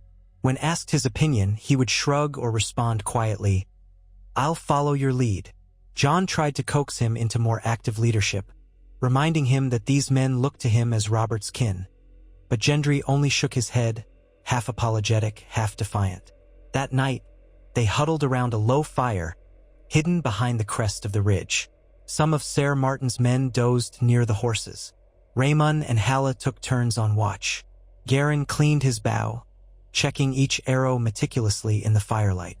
The stormlands wind rattled the sparse branches above, carrying the faint murmur of the village. Ghost lay curled at Jon's side, ears occasionally twitching. The direwolf's presence kept the group on edge at first. Some had never been this close to a direwolf, but by now they were used to him. Most anyway. Gendry had come to appreciate Ghost's silent vigilance. Jon found a quiet moment with Gendry at the fire's edge. The youth was rubbing a rag over his spear point, though he was more a smith by trade than a spearman. Truth be told, he looked exhausted, smeared with dust and sweat, eyes hollow from too many worries and too little rest. Jon knelt beside him, setting a hand on his shoulder. "Are you holding up, Gendry?" Gendry gave him a sideways glance. "Well enough. You've been quiet since Lady Elodie's hall." A bitter laugh pet him. She and her ladies were polite about it, but I could see how they stared, like I was some curiosity on display. "Robert's get?" they whispered. He frowned. "I know that's the price of all this, but it's not easy." Jon nodded. "I understand. Believe me, I know something of feeling like an outsider in my own family." Gendry looked at him sharply. "I guess you do. A bastard among trueborns. But that was Winterfell, from what I hear. The Starks were good folks." "Good, yes, but it didn't spare me the sideways glances or hushes when I entered a room," Jon replied quietly. "I'd see how Lady Stark would look at me. I'd see the maids, the lords, all uncertain how to treat me. Then I joined the Night's Watch, thinking it might be simpler, all men equal in black." He paused. "It wasn't that simple." Gendry let out a soft breath. "But you found friends there?" "I did," Jon admitted, thinking of Samwell Tarly, Maester Luwin, even Dolorous Ed with his endless complaints. Leaving them wasn't easy, but the vow, I couldn't remain, knowing that my father died for something bigger. The letter changed everything. He patted the tunic pocket where he kept that fateful parchment. "It told me that Robert's children could reshape this war if only they lived, if only the realm knew the truth." "It's not your job alone," Gendry said, surprising Jon with the earnest note in his voice. "I know your father was good to my father, or so people say, but you're risking your life. You don't owe me that." Jon shook his head. "I owe it to the realm, my father's memory. We need to end the Lannister stranglehold. Cersei and her brood, they've brought the kingdom to ruin. You might be the best chance to show people there's another way. Even if you never claim the throne, your blood can inspire those who remember Robert, those who want a truly Baratheon line to endure." Gendry pursed his lips, as though wrestling with his own humility. "I'd rather be forging swords than leading men. But if we can help folk, stop the burnings, the hangings, then I'll try. No sense letting King Robert's name turn to dust." Jon squeezed his shoulder. "We'll figure it out together. Let's try to get some rest." He rose, stepping away into the night, letting Gendry sit with his thoughts. As Jon arranged his cloak into a makeshift blanket, he couldn't help wondering if they had any real chance. Even if they reached Storm's End and found sympathy, how long before the Lannisters heard tell of a young blacksmith claiming Robert's blood? Tywin's retribution would be swift. They needed time, allies, something more concrete than hopes. Jon exhaled, forcing his mind to be still. He was too tired for brooding. Sleep claimed him soon enough. Come morning, Raymond and Garren went to scout the village while the rest waited on the ridge, scanning for trouble. The sun rose in watery gold, staining the clouds with pink edges. Ghosts slipped in and out of the underbrush, restless. Several hours passed before the scouts returned, reporting no direct Lannister presence. "Just small folk," Garren said, "wary of strangers. They've been forced to give food tithes to passing soldiers. but no garrison remains. They might sell us out for a gold dragon, Halla grumbled. Raymond shrugged. Perhaps, but they seem frightened, not malicious. The miller said that to the south lies a keep belonging to a minor knight sworn to House Caron. Jon exchanged a glance with Ser Martin, who pursed his lips. House Caron of the Marches had once been fiercely loyal to the Baratheons, or so the stories told men who followed Robert in the rebellion. Perhaps they could glean more news there. The question was whether Caron's lesser vassals still maintained that loyalty after Renly's death and Stannis' defeat. They reached agreement to head south, skirting the village rather than passing through it. Better to let the townsfolk see only a small band on the outskirts, not a gathering of 20. And so they rode again through rolling hills and wet fields. The morning's brightness gave way to a lowering sky by midday, threatening another storm. The heavy press of humidity clung to them like a damp shroud. Around noon, a shout went up. A lone rider appeared on a hill to the east, pausing at a distance. Jon and Ser Martin signaled for caution. Whoever it was, they showed no immediate aggression, just watching from afar. Ghost, scenting the stranger, let out a low rumble. The figure then turned and vanished beyond the crest. Scout? Or a curious traveler? Gendry muttered. Could be either. Could be a Lannister outrider, Ser Martin said, frowning. We have to keep moving. They pressed on at a quicker pace, tension lacing the air. Jon glanced back every so often, but he saw no further sign of the rider. Rays of feeble sunlight broke through the gathering clouds, illuminating patches of farmland. They veered away from open roads, hugging tree lines and hills, ever mindful that watchers might be near. By late afternoon, they spotted the keep that the miller had mentioned. A modest stone hall perched atop a rocky knoll, with a timber palisade encircling a small courtyard. Smoke rose from a few chimneys. No banners flew from the rooftop, though a painted shield hung over the gate. Black nightingales in flight on a pale field, a minor variant of House Caron's sigil. This was apparently the seat of some lesser knight or landed squire sworn to the Carons. Ser Martin considered the risk. We can approach openly or send envoys first. If they are Caron men, they might be friendly. Or they could be courting the Lannisters. Jon glanced at Gendry, who nodded slowly. We should try to speak with them. If they turn hostile, we'll know soon enough. So it was decided. Ser Martin led the approach, wearing a tabard that still bore a faint golden stag on green, originally Renly's colors, but close enough to the Baratheon livery to be recognized by loyalists. Jon rode on his left, Gendry on his right, flanked by a few men. The rest waited at a short distance, armed and watchful. Ghost trotted behind them, head low, as though expecting a fight. They advanced to within 20 yards of the gate when a man appeared on the wall walk. He wore dingy mail and a nasal helm, leaning on a crossbow. 3 more men stood nearby, similarly armed. One called out, "Halt and name yourselves." Ser Martin raised a gloved hand. "I am Ser Martin Swan. I served Lord Renly Baratheon before his passing. We come to speak with your lord or lady." Murmuring arose among the men on the wall. A few gestures and the crossbow tilted upward, less threatening. "Wait there," the guard said. "We'll fetch Ser Glenmore." Jon and the others waited under the broad gray sky, feeling the sting of damp air. Gendry shifted, scanning the palisade, as though expecting an ambush at any moment. Within a few minutes, the gate grated open slightly, and an older man in a worn surcoat came out, flanked by 2 guards. He had silver-threaded hair, a weathered face, and the stooped posture of someone more accustomed to sitting by a hearth than riding off to war. Ser Martin dismounted, so Jon and Gendry followed suit. The older knight paused a short distance from them, eyeing their arms and the patchy banner in Ser Martin's hand. "I am Ser Glenmore of Pinewood Knoll," he said. "You say you served Renly Baratheon? I've scarce heard his name since the night he died." Ser Martin inclined his head politely. "My men and I fought for Renly at Bitterbridge, then retreated when he fell. We have reason to believe House Baratheon's cause is not lost. Might we speak inside?" Ser Glenmore's gaze shifted to Jon and Gendry. You have a crowd with you, sir. We don't open our gates to strangers lightly. These times are dangerous. Our men can wait outside if that makes you easier, Sir Martin replied. We only ask for parley.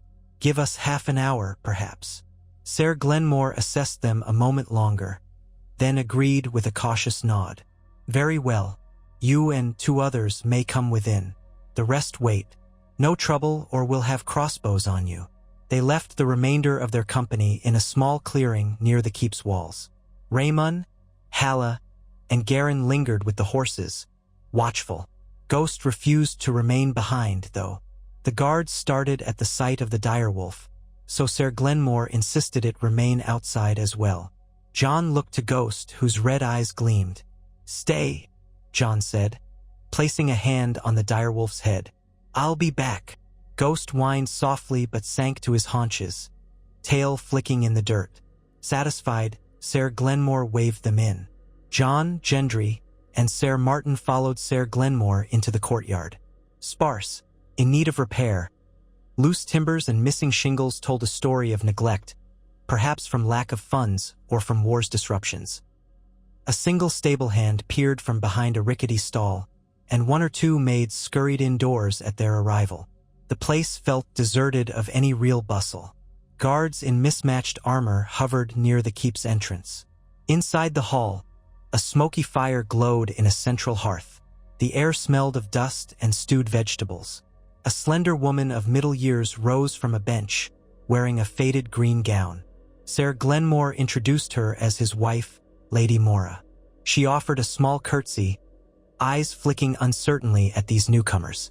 Sir Glenmore settled in a high-backed chair, gesturing for the guests to seat themselves on wooden stools around the hearth.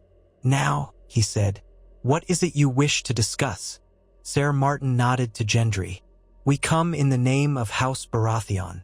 This young man is Gendry, believed to be King Robert's natural son. The realm has seen horrors beyond measure. King Joffrey on the throne, the Lannisters' bloody grip, the death of Renly, Stannis' questionable dealings. We aim to unite those still loyal to Robert's memory. A hush fell across the hall. Sir Glenmore's eyes narrowed, and Lady Mora clasped her hands, expression uncertain. Robert's get, the old knight repeated, almost as though the words were foreign. Some rumor said the Lannisters hunted all of Robert's bastards. I heard they killed a baby in a brothel. If you've survived. Barely, Gendry answered, voice low. I was taken from the city, then fled when the Lannisters came hunting. I found allies, but we need more. I'm no king, but I have Robert's blood. My friends believe that might rally the stormlands to stand against the Lannisters. Sir Glenmore stared at Gendry's face, taking in the strong jaw, dark hair, the faint echo of Robert's youthful vigor. Then he exhaled, rubbing his brow. You can't know how perilous this is. House Cairn once marched with Robert. Yes, my own father fought in the rebellion, and I followed when I was old enough. But these are different times. Stannis demanded fealty. Many knights bent the knee to him, even after Renly died. Now the Lannisters hold King's Landing. The Tyrells have joined them. Where do the Cairns stand, or any Stormlander, these days? He glanced at Lady Mora. We keep our heads down, that's where. Our people are hungry, and the roads are full of sellswords and brigands. To raise a new banner of rebellion would risk the wrath of Tywin Lannister. Sir Martin pressed on. I understand your caution, but if the Stormlords unite behind Robert's son— Robert's bastard, Glenmore corrected sharply. You say you want to champion him. Stannis remains Robert's lawful heir, if we go by birth order. Yet he lost at Blackwater Bay. Now he's holed up on Dragonstone. If the Stormlords were to rise, they'd normally hail Stannis or recall Renly. But a bastard? My lord, that is a precarious cause, no matter how good your intentions. Jon cleared his throat. Stannis is losing support, and many do not trust him. They blame him for Renly's death. The Lannisters are growing bolder, tightening their hold. If Gendry can show that Robert's blood still runs outside the Lannisters' line, that alone might spark a rally. Gendry looked Sir Glenmore in the eye. I'm not asking to wear a crown. I'm asking that lords remember who Robert was and what he stood for: rebellion against tyranny, a realm free of Targaryen madness. Now we have Lannister cruelty instead.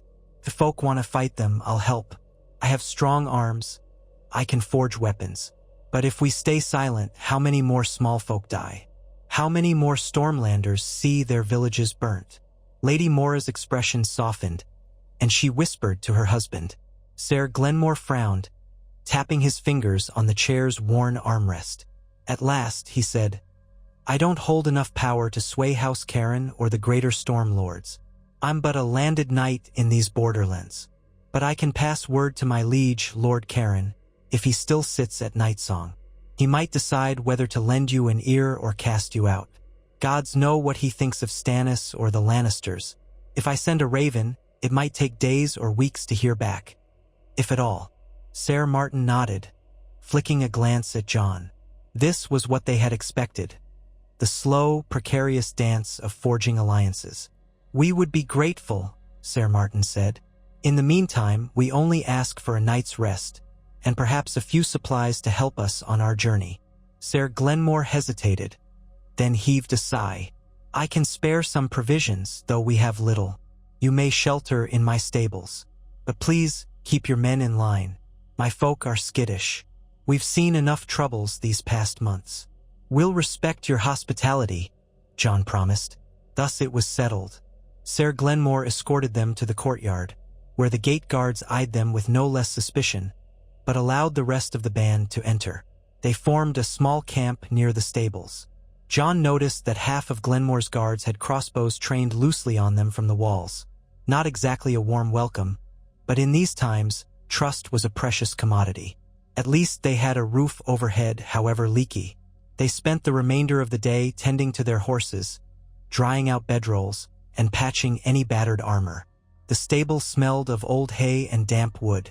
A single goatskin lantern swung from a rafter, giving off a feeble glow.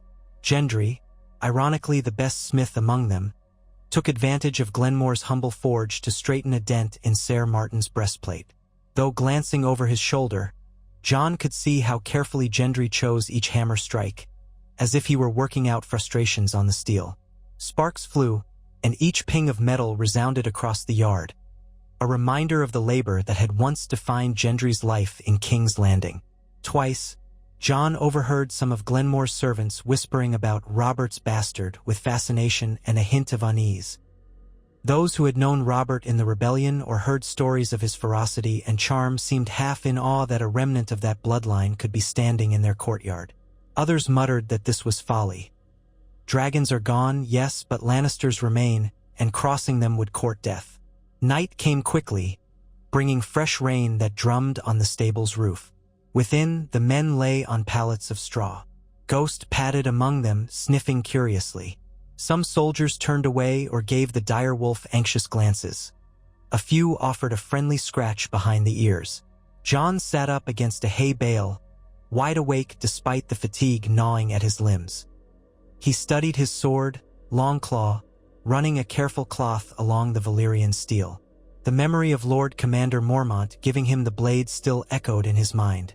How proud and grave the old bear had been. Now Jon was a deserter. He wondered if Jeor Mormont would curse him or understand. Perhaps the old man would have known the realm's peril demanded such a choice. He saw Gendry across the stable, leaning with his elbows on his knees, head bowed.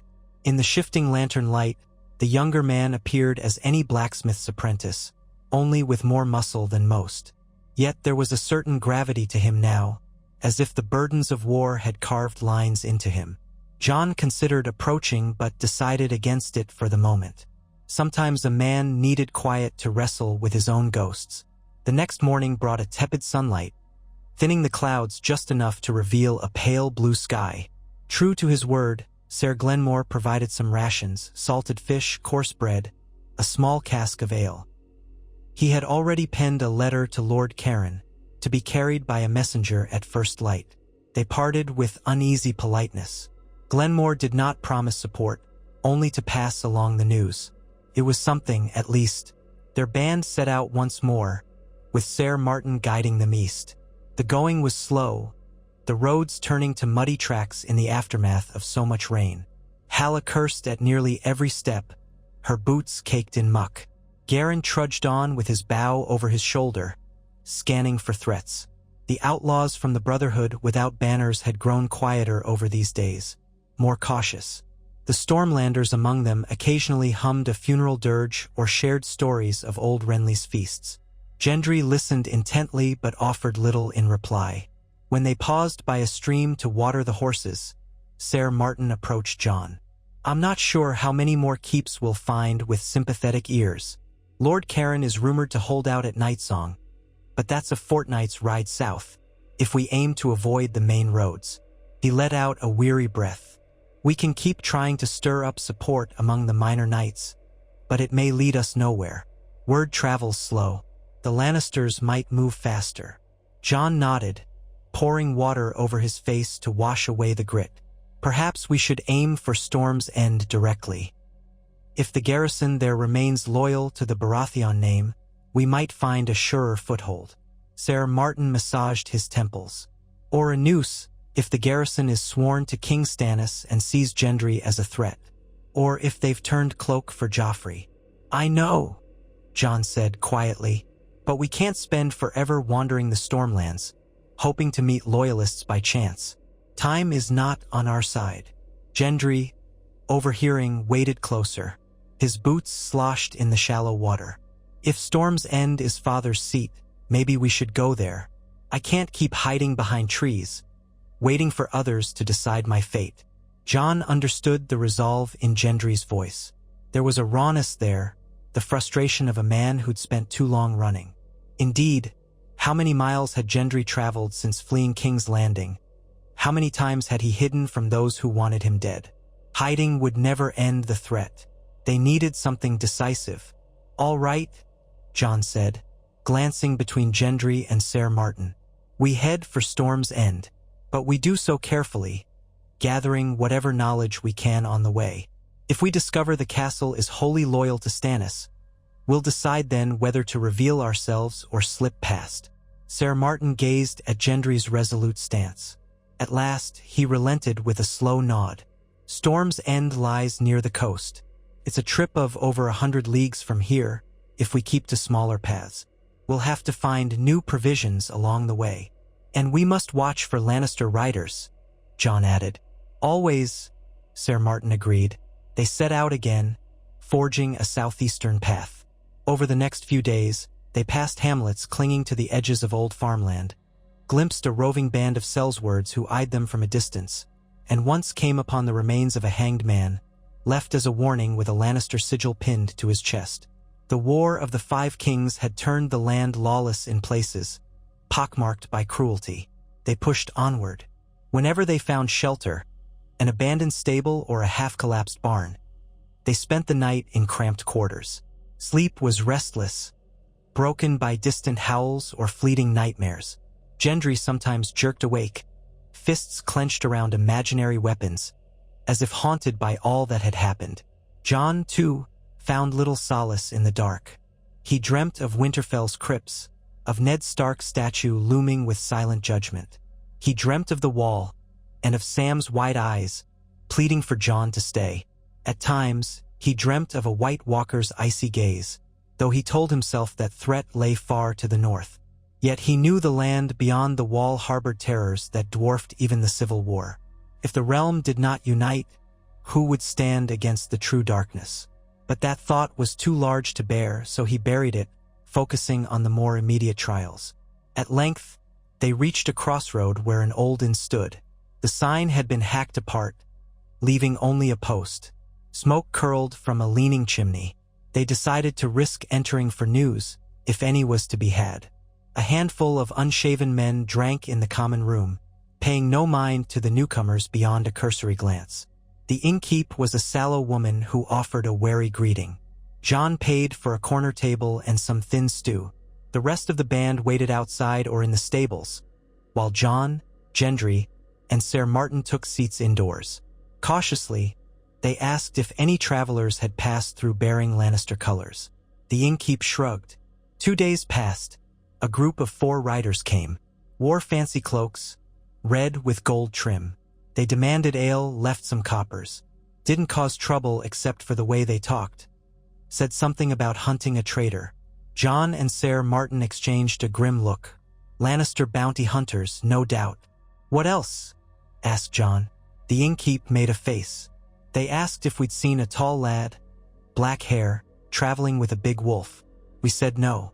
They seemed half inclined to check for themselves. But the storm was picking up, so they went on south. Gendry's jaw tightened, but he said nothing. Jon felt a chill. The Lannisters were close on their trail, then, or at least close enough to search this route. They could not linger. Before leaving, Jon asked if the innkeep had heard any talk from Storm's End.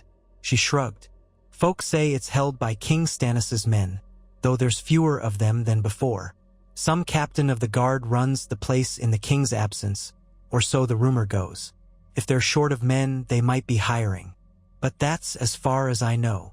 That gave them a crumb of hope. If the castle was underdefended, perhaps they could speak with this captain, present Gendry's claim, and see if the garrison might shift loyalties. But it could just as easily be a trap. The swirling tide of alliances made the ground ever-shifting. They left the inn shortly after, bringing supplies of dried beans and musty bread. The day had darkened early. A fresh wave of rain hammered down, forcing them to ride through thickening mud. Wind lashed at their cloaks. Ghost snarled at the gusts, his ears flattening. It was as though the stormlands themselves were determined to test their resolve.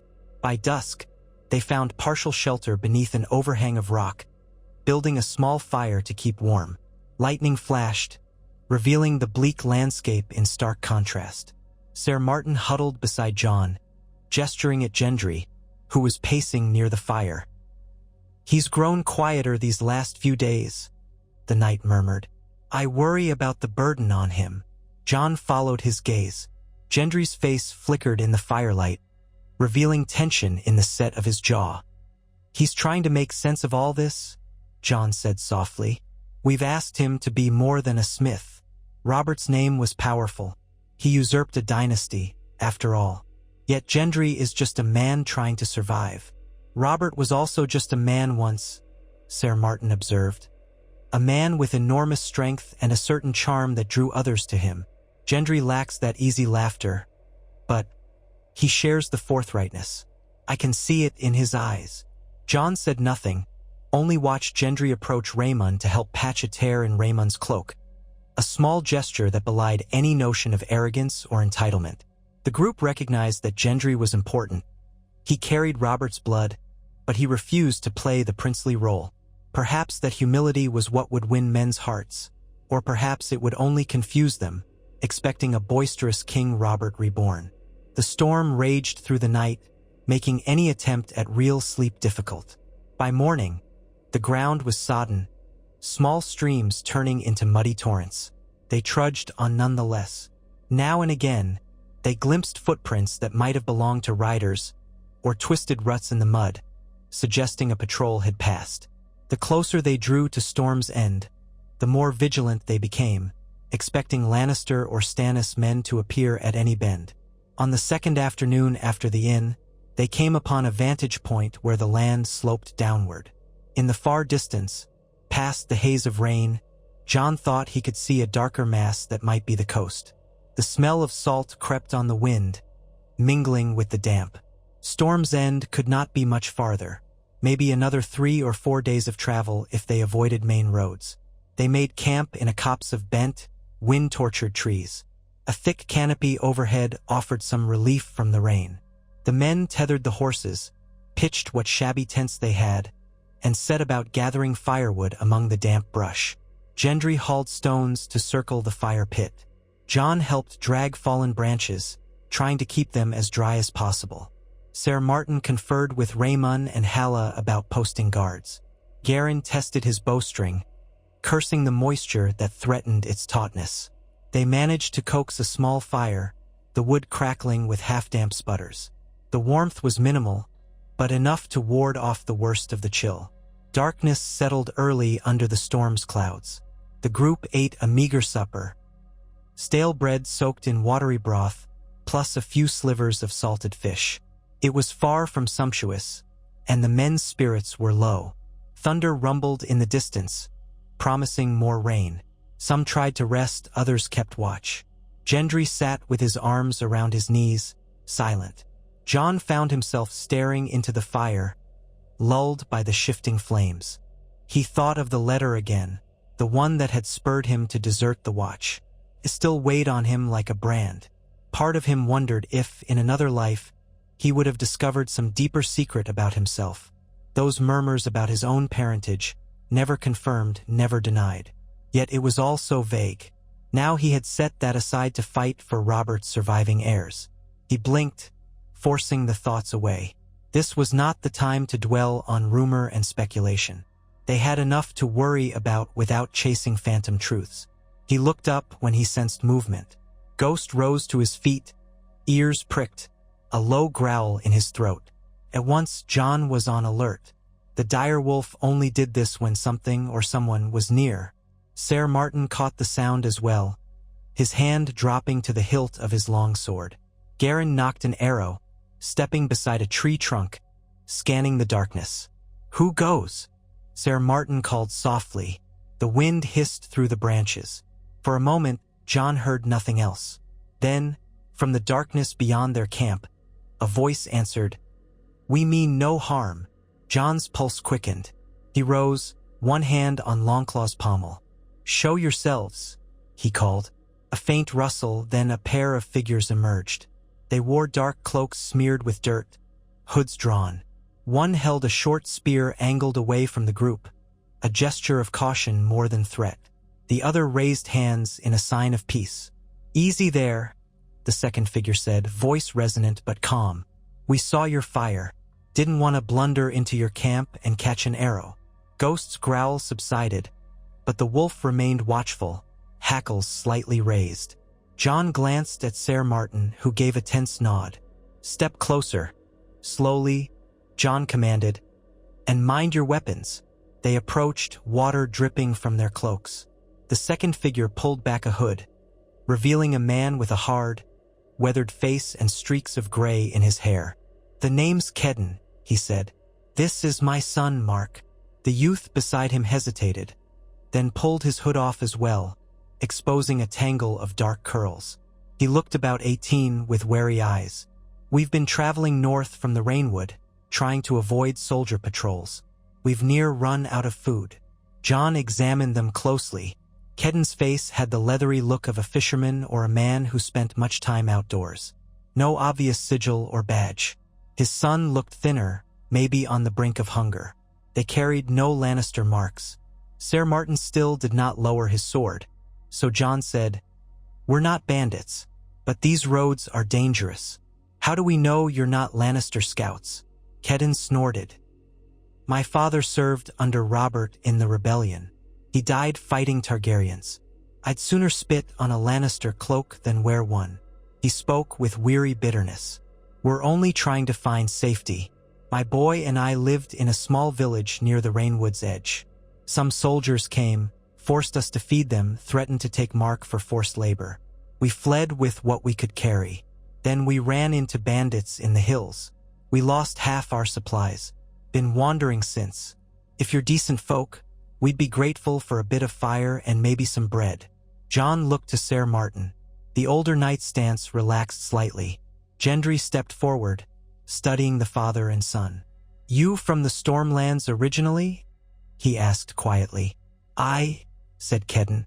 "My father used to speak of Robert Baratheon as if he were the greatest man alive. That was a long time ago, though." Behind him, Garrison kept his bow half-drawn, while Raymond and Halla glanced on. Jon considered the risk of letting them stay. They might be exactly what they claimed, refugees fleeing war, or they could be spies. Yet the boy's hollow cheeks and the father's worn expression suggested desperation more than trickery. Jon nodded to Ser Martin. "We can share our fire," he said, "but we have little enough food ourselves. We'll give you some bread if you have no alternative. In return, we'd ask for any news you have of the region." Kedden exhaled with relief. "Thank you," he said, voice edged with genuine gratitude. "I'll tell you all I know, though that's not much." They ventured closer, letting the warmth of the campfire wash over them. Ghost sniffed at the newcomers, then turned away, seemingly satisfied they posed no immediate danger. Halla ladled some stew from the pot, thin and watery, but better than nothing, and handed it to Mark. The boy ate with trembling eagerness, nearly burning his lips. Kedden accepted his share with a quiet nod. Jon and Ser Martin pressed them for any rumor of Storm's end. Kedden grimaced. My cousin heard from a traveling peddler that Stannis left only a small garrison. This captain, Ser Roland Storm or some such, held it. Another rumor said a handful of knights remain loyal to the king, meaning Stannis, I suppose, but they're short on supplies. Some claim Tywin Lannister plans to march south eventually, or send men to pacify the stormlands. No sign of them yet, though. The forests are thick, and the roads are half washed out. Gendry leaned forward at the name. Ser Roland Storm. He's a bastard, I heard. Bastard of a lesser Baratheon line, I think. Are you certain that's who commands the garrison? Kedden shrugged. Not certain, but that's what I heard from the peddler. Could be old news by now. Ser Martin glanced at Jon, a flicker of interest in his eyes. If the castellan or captain in Storm's End is also a bastard from the Baratheon line, he might be sympathetic. Or threatened, Jon said. Stannis might have left orders that no other of Robert's bastards is to be acknowledged. We don't know. They fell silent. Outside the ring of firelight, the night pressed in, restless with the hush of dripping branches. Another peal of thunder rolled in the distance. Gendry stared into the flames. If he's a storm, he might at least hear me out, he said at last. A man who knows what it is to be baseborn. Kedden and his son Mark stayed the night in the periphery of the group, quietly grateful for the shelter. In return, they shared bits of gossip about other minor houses. Peasebury, Morrigan, and Grandison. Some were rumored to be exhausted by the war, paying lip service to whichever side had the bigger swords. Others, like House Swan, were rumored to be bending a knee to the Iron Throne while secretly longing for the Baratheons to rise again. None of it was certain, all muddled rumor, but it aligned with what Jon already suspected. The Stormlands were a chessboard, the pieces scattered by Renly's death, with no unifying force. In the morning, Jon half expected Kedden and Mark to vanish, having eaten their fill. Instead, they lingered, offering to help gather firewood or fetch water from a nearby stream. When Ser Martin asked if they would travel with the group, father and son hesitated, glancing at each other. Kedden cleared his throat. You seem folk with a purpose, but I'm not sure what that purpose is. You said you're not bandits, but you're armed and secretive. Are you Sellswords? Rebels? Jon exchanged a look with Gendry. We're men who believe the Lannisters have done the realm great harm.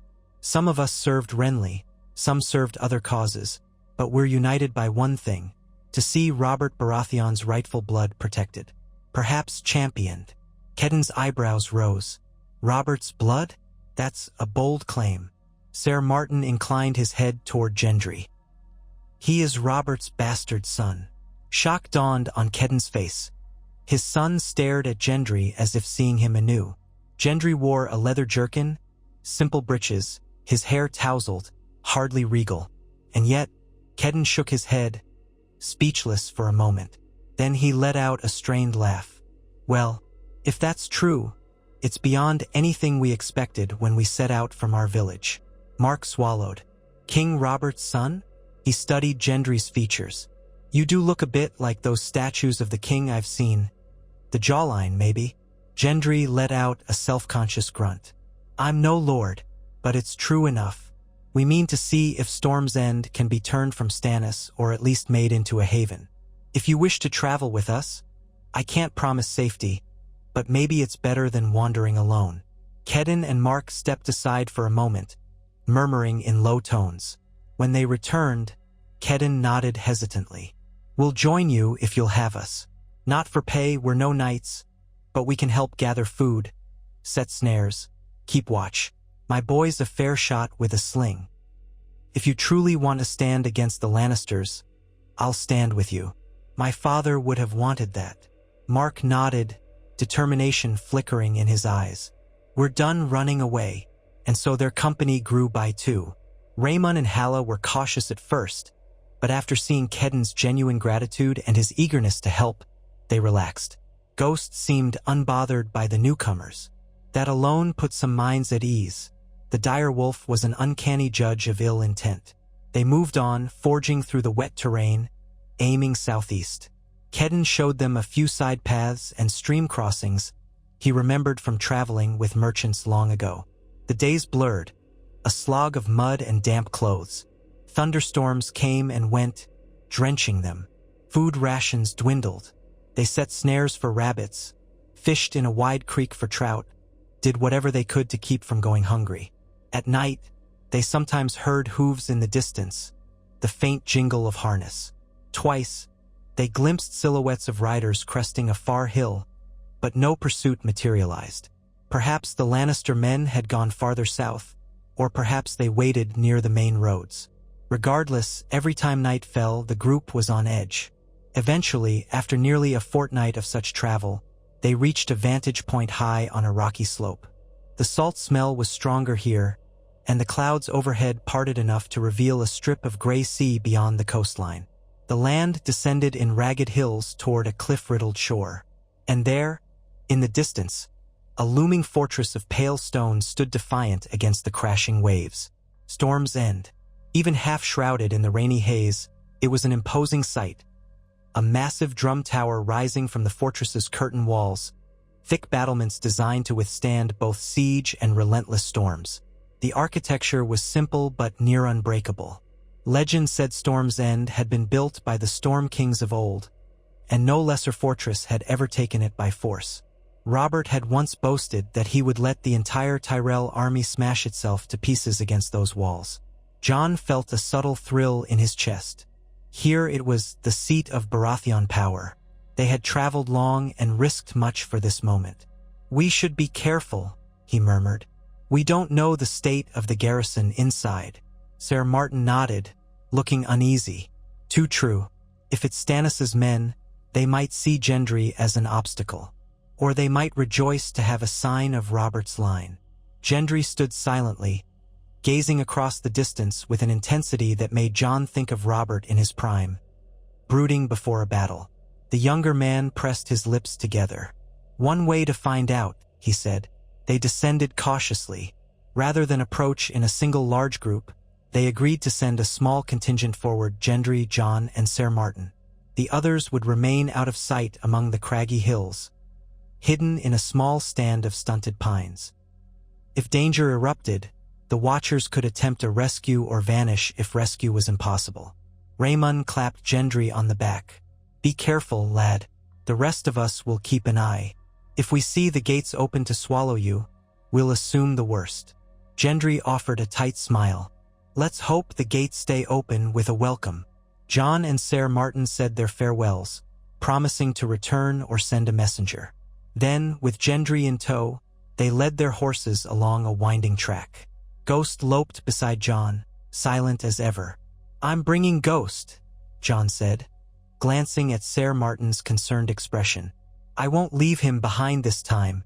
If they see him as a threat, I'll tether him outside the walls." Ser Martin nodded reluctantly. "Very well." The path wove closer to the fortress. Along the shoreline, great waves slammed against the cliffs, sending bursts of foam high into the air. The wind carried the tang of brine, sharper than ever. Rain spat intermittently from a sky that threatened a heavier deluge. Storm's End loomed larger now, an immense curtain wall fronted by a dry moat. A single gatehouse commanded entry, flanked by round towers. No banners flew from the ramparts, which was odd, but not necessarily a bad sign. Perhaps the garrison had grown lax. As they neared the gate, Jon spotted a pair of guards in Baratheon-style surcoats standing watch. At least that was consistent. A crowned stag in black on a golden field. But were they loyal to Stannis or Robert or simply whoever paid them? The guards stiffened as the trio approached. One barked a challenge over the din of wind and surf. Ser Martin reined in, raising a hand. "I am Ser Martin Swan, once sworn to Lord Renly Baratheon." "We come to speak with the castellan. We bear news of interest to House Baratheon." The guards exchanged glances. Then the same man shouted, "King Stannis holds Storm's end. Declare your loyalty or be gone." Gendry bristled, but Ser Martin kept his voice steady. "We do not come as enemies. Let us enter and we'll make our case." A tense moment passed. The guards conferred. Then one lifted a horn to his lips and blew a single low note. The portcullis remained down, but a small door set into the gate swung open. 3 more men emerged, pikes in hand, expressions guarded. They approached slowly, eyeing Ghost with unease. Jon commanded Ghost to heel, resting a hand on the direwolf's neck. One of the men, who wore a captain's badge on his surcoat, sized them up. "Ser Martin Swan, I recall the name. You fought for Renly, or so the steward's records say." His gaze flicked to Gendry. "Who's this, then?" Gendry offered no titles. He met the man's eyes. "I'm Gendry. My father was King Robert Baratheon. We want to speak to whoever leads this garrison." A mutter of incredulity arose among the guards. One guard spat. "Another bastard claiming king's blood?" The captain silenced him with a curt gesture.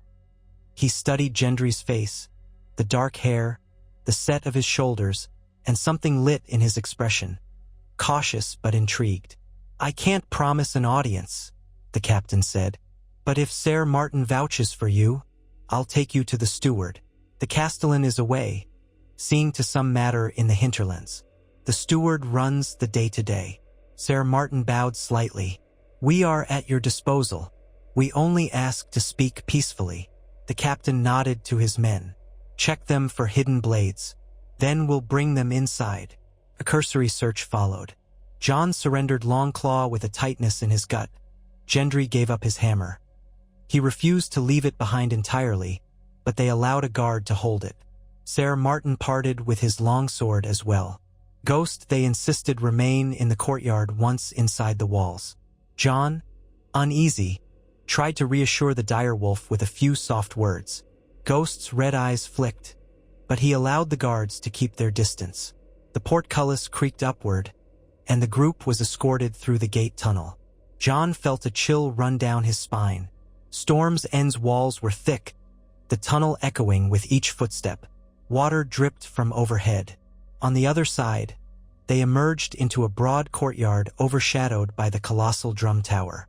The battered old stone bore the marks of ancient sieges, but the fortress itself looked no less formidable. The courtyard was mostly empty. No bustle of a large garrison, only a handful of men practicing with spears, a few stable hands near the stables, and a few archers on the walls. Fewer than Jon had anticipated. That might mean the garrison was indeed under strength. They were led into an inner hall, where a steward wearing a fur-lined mantle stood by a wooden dais. He looked to be in his 40s, with thinning hair and a meticulous air about him. A single sconce flickered on the wall. The hall's windows shuddered against the persistent wind. The steward's eyes flicked from Ser Martin to Gendry, then to Jon. "Ser Martin Swan," he said in a measured tone. "It's been some time since we had news of your allegiance. Did you not fight for Lord Renly?" "I did," Ser Martin answered. "And I still remember who the rightful Baratheon is, but I've come bearing a matter of note." He gestured at Gendry. "He claims to be Robert Baratheon's bastard." A hush. The steward's expression flickered with shock, then sharpened. "King Stannis is the rightful heir." Gendry stepped forward. "I'm not challenging Stannis's birthright. I only want to speak with whoever commands here. My father was King Robert. That's not a ploy. It's the truth. Ask me what you like. I can name the master armorer who first told me, or the folk in Flea Bottom who whispered it behind my back." The steward pursed his lips, glancing at the captain who had brought them in. "You say the castellan is away, yes?" "Aye, steward," the captain replied. The steward considered. "Ser Roland Storm left a fortnight ago to handle a dispute near Harvest Hall. I do not know when he'll return." "Roland Storm," Gendry said quietly. "We heard he was in command here. Another bastard, they say." The steward's gaze chilled. Ser Roland is a loyal knight of King Stannis. If you come hoping for a betrayal of that loyalty, you've come in vain. Gendry shook his head. I come hoping for reason. If we can unite against the Lannisters. A bitter bark of laughter escaped the steward. Unite behind some unknown bastard? Do you think King Stannis would welcome you with open arms? The king knows the cost of bastards claiming rights that do not belong to them. He eyed Gendry. If you come to sow discord, I'll see you imprisoned until the Castellan returns. Then Ser Roland can decide your fate. Jon felt a spike of alarm. Ser Martin stiffened. We're no threat to you. Are you not? The steward looked pointedly at Gendry's broad frame. And how many men do you have waiting beyond these walls? An entire company come to subvert our loyalty? Gendry braced himself. We have allies, but we're not here to storm the gates. You can see that for yourself. We come in peace, hoping that those who remember Robert, who loathed the Lannisters, might lend an ear. King Stannis has been battered and broken by the war. If the Lannisters take hold of the stormlands, all suffer. The steward's eyes narrowed. Your father, if indeed Robert was your father, made Stannis suffer enough, ignoring him, overshadowing him. Now Stannis is king and we stand by him. I'll not have your meddling endanger this garrison. Jon sensed the tension mounting. The guards around them shifted, spears at the ready. The echo of dripping water from the walls seemed thunderous in the hush. Ser Martin spread his hands. Peace, friend. Let's not be hasty. You would do well to remain silent, Ser Martin, said the steward. You're lucky I don't have you clapped in irons for deserting King Stannis after Renly's death. His glare fell on Jon as well. And you? Who are you? Jon Snow, Jon said steadily. Son of Eddard Stark. I came south to champion Gendry's cause, to protect Robert's blood from the Lannisters. I have no quarrel with Stannis, but he's done little to protect Robert's bastards from being slaughtered. Where was he when the Gold Cloaks were hunting Gendry in King's Landing? A flicker of discomfort crossed the steward's face, but he remained resolute. King Stannis has his reasons, none of which are your concern. He took a breath, then nodded to the guards. Seize them.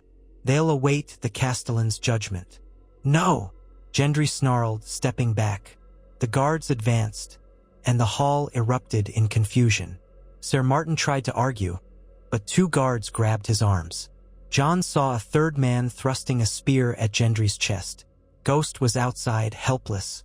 Jon pivoted, half lunging as the guard reached for his own arms. He wasn't about to let them bind him so easily. One guard jabbed with a spear. Jon twisted aside, grabbing the haft. Another guard tried to clamp shackles on Ser Martin. Gendry knocked a spear away with a forearm, then drove a fist into a guard's jaw, sending the man stumbling. The steward shouted, "Stop, or I'll call the entire garrison." The captain hesitated, hand on his sword, uncertain whether to cut them down or attempt a more peaceful resolution. Then the hall door banged open, wind gusting in. A figure strode in, cloak drenched from the rain, flanked by two soldiers. He was tall, with a lean build, dark hair, and a face that bore the expression of a man who had ridden hard and long. The crest on his chest was a stag within a circle House Baratheon's bastard branch. "Ser Roland Storm," said one of the newly arrived soldiers. All eyes turned. The steward looked flustered. My lord, I was not expecting you so soon." Ser Roland Storm's gaze swept over the scene. The scuffle in progress, Jon holding a spear haft, Gendry with his fists raised, Ser Martin forcibly restrained by two men. Roland's expression went from confusion to a grim set. "What is the meaning of this?" The steward bowed hurriedly. "These men came claiming to bring Robert Baratheon's bastard into Storm's End. They're inciting disloyalty to King Stannis. I was about to place them under guard until you returned." Ser Roland's eyes flicked to Gendry, studying him intently. Then he looked at the steward. "Disloyalty? Or do they merely come seeking refuge? We are short on men, as you well know." The steward struggled for composure. "My lord, this Gendry says he's Robert's get." He was trying to sway us from King Stannis. Gendry shook his head, exasperated. I told him I'm not challenging Stannis's claim to the throne. We only want to stand against the Lannisters, to remind the stormlands of Robert's blood. Ser Roland took a slow step forward, regarding Gendry with keen interest. He had the sharp cheekbones and gray eyes that often marked bastards of the Baratheon line. Jon saw a flicker of curiosity in his face, as though he recognized something of himself in Gendry. You claim Robert as your sire. Did you ever meet him? No, Gendry answered. I grew up in King's Landing, an armorer's apprentice. My mother died young, but the Gold Cloaks tried to kill me once Joffrey took the throne. They were slaughtering any child rumored to be Robert's. I escaped with help from Yoren of the Night's Watch. Since then, I've been on the run. A silence fell. Ser Roland's brow furrowed. He seemed to weigh Gendry's words carefully. Then he turned to Jon. And you, a Stark? What are you doing here? Jon met his gaze. I'm Eddard Stark's son. I deserted the Night's Watch to protect Gendry from Lannister assassins. We want the Stormlands to remember Robert's legacy and help us stand against the Lannisters. If King Stannis stands with us as well, so be it. We aren't here to usurp him. One of Ser Roland's companions looked uncertain. My lord, we have orders from King Stannis. Ser Roland held up a hand to silence him. King Stannis gave me command to keep Storm's End secure, ensure no harm comes to the seat of House Baratheon. If these men wish to strengthen House Baratheon, not undermine it, that might be worth hearing. He looked at the steward, who seemed uneasy. I'll decide if they are a threat or not. The steward's mouth tightened. My lord, we can't risk. We can and we will, Ser Roland said firmly. Release them. He gestured at the guards. Reluctantly, they stepped back. Ser Martin rubbed his wrists. Gendry lowered his fists, and Jon let go of the spear haft. Ser Roland regarded them. Let's speak more privately. Steward, see to it we aren't disturbed. Turning on his heel, he led them down a side corridor, the two soldiers flanking him. The steward, clearly displeased, motioned the other guards to remain in the hall.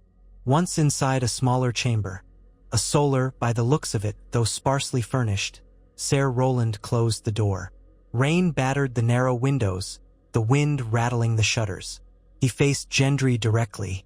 I've heard rumors of Robert's bastards for years. 1 or 2 fled kings landing after Joffrey came to power. Some said the Gold Cloaks drowned an infant in the brothel. Some said others were caught and slaughtered. If you survived, you must be cunning or lucky. Tell me more. Gendry took a breath. I can't say I'm cunning.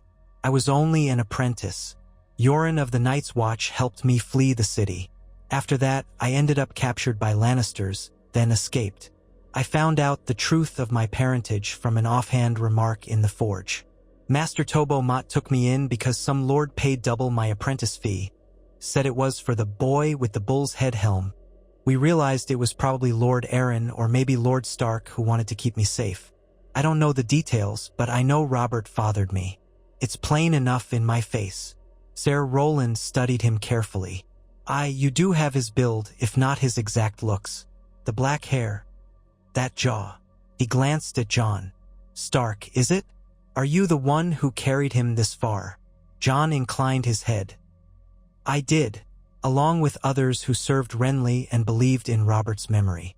We want to rally the Stormlands against the Lannisters, not tear it apart. If King Stannis remains the rightful heir, we're not contesting that. But Gendry's existence might be a rallying point.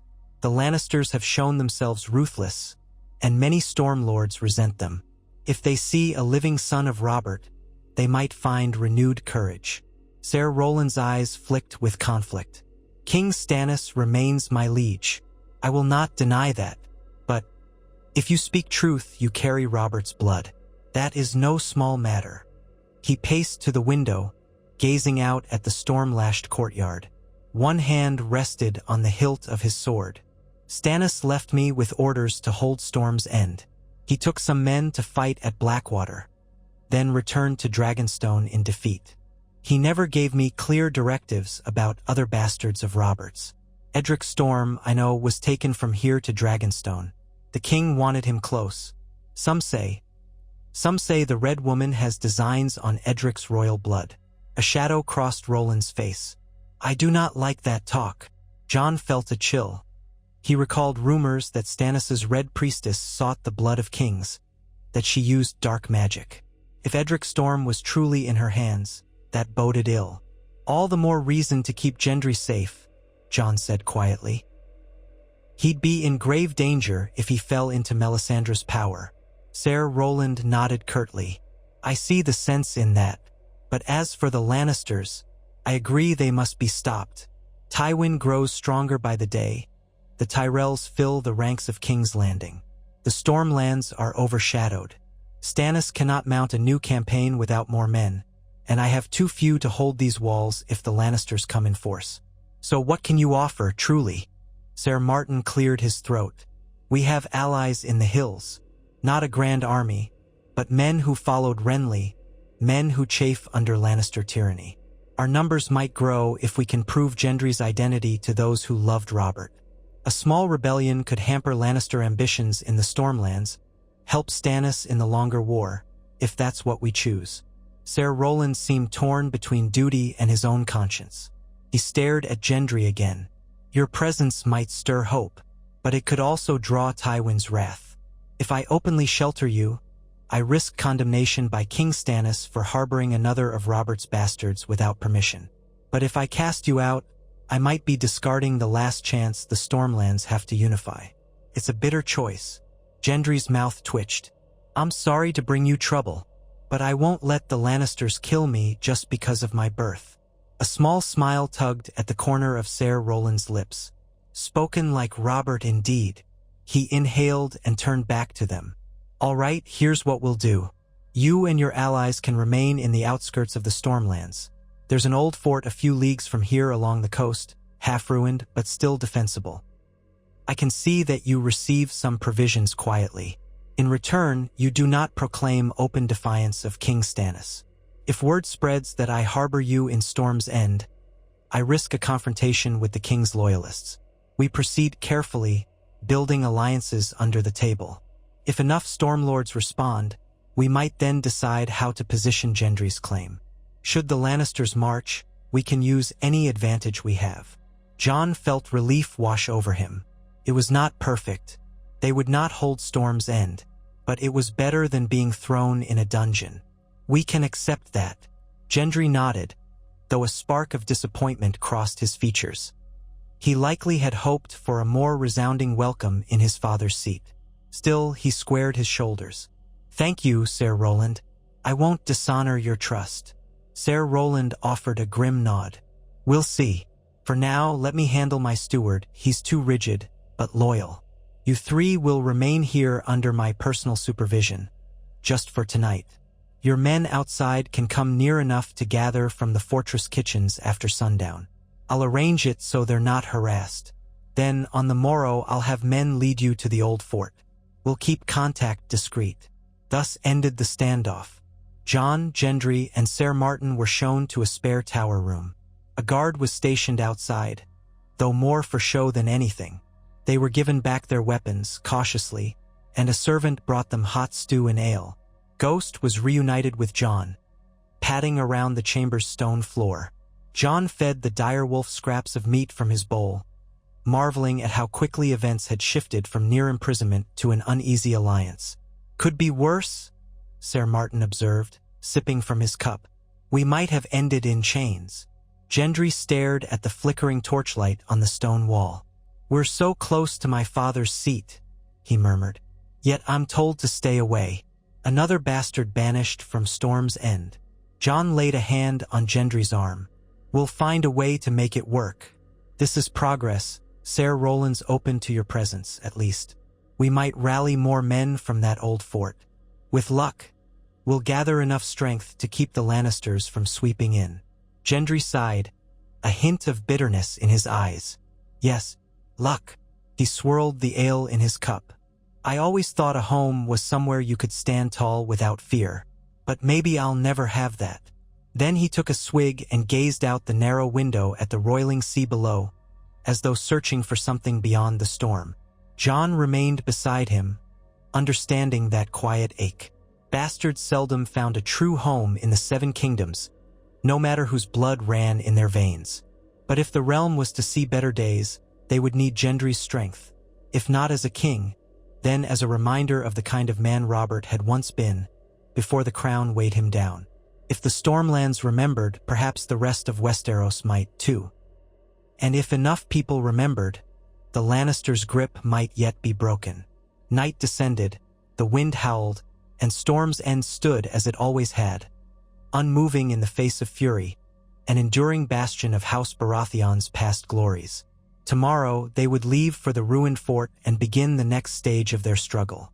Jon watched Gendry's silhouette against the torchlit gloom, thinking of all that lay ahead. Forging alliances, skirmishing with Lannister patrols, and keeping out of Melisandre's reach. In the end, the Stormlands themselves would decide if Robert's bastard was worthy of the name Baratheon, or if the realm would remain locked in the Lannisters' iron embrace. They had come far, and the journey was only just beginning.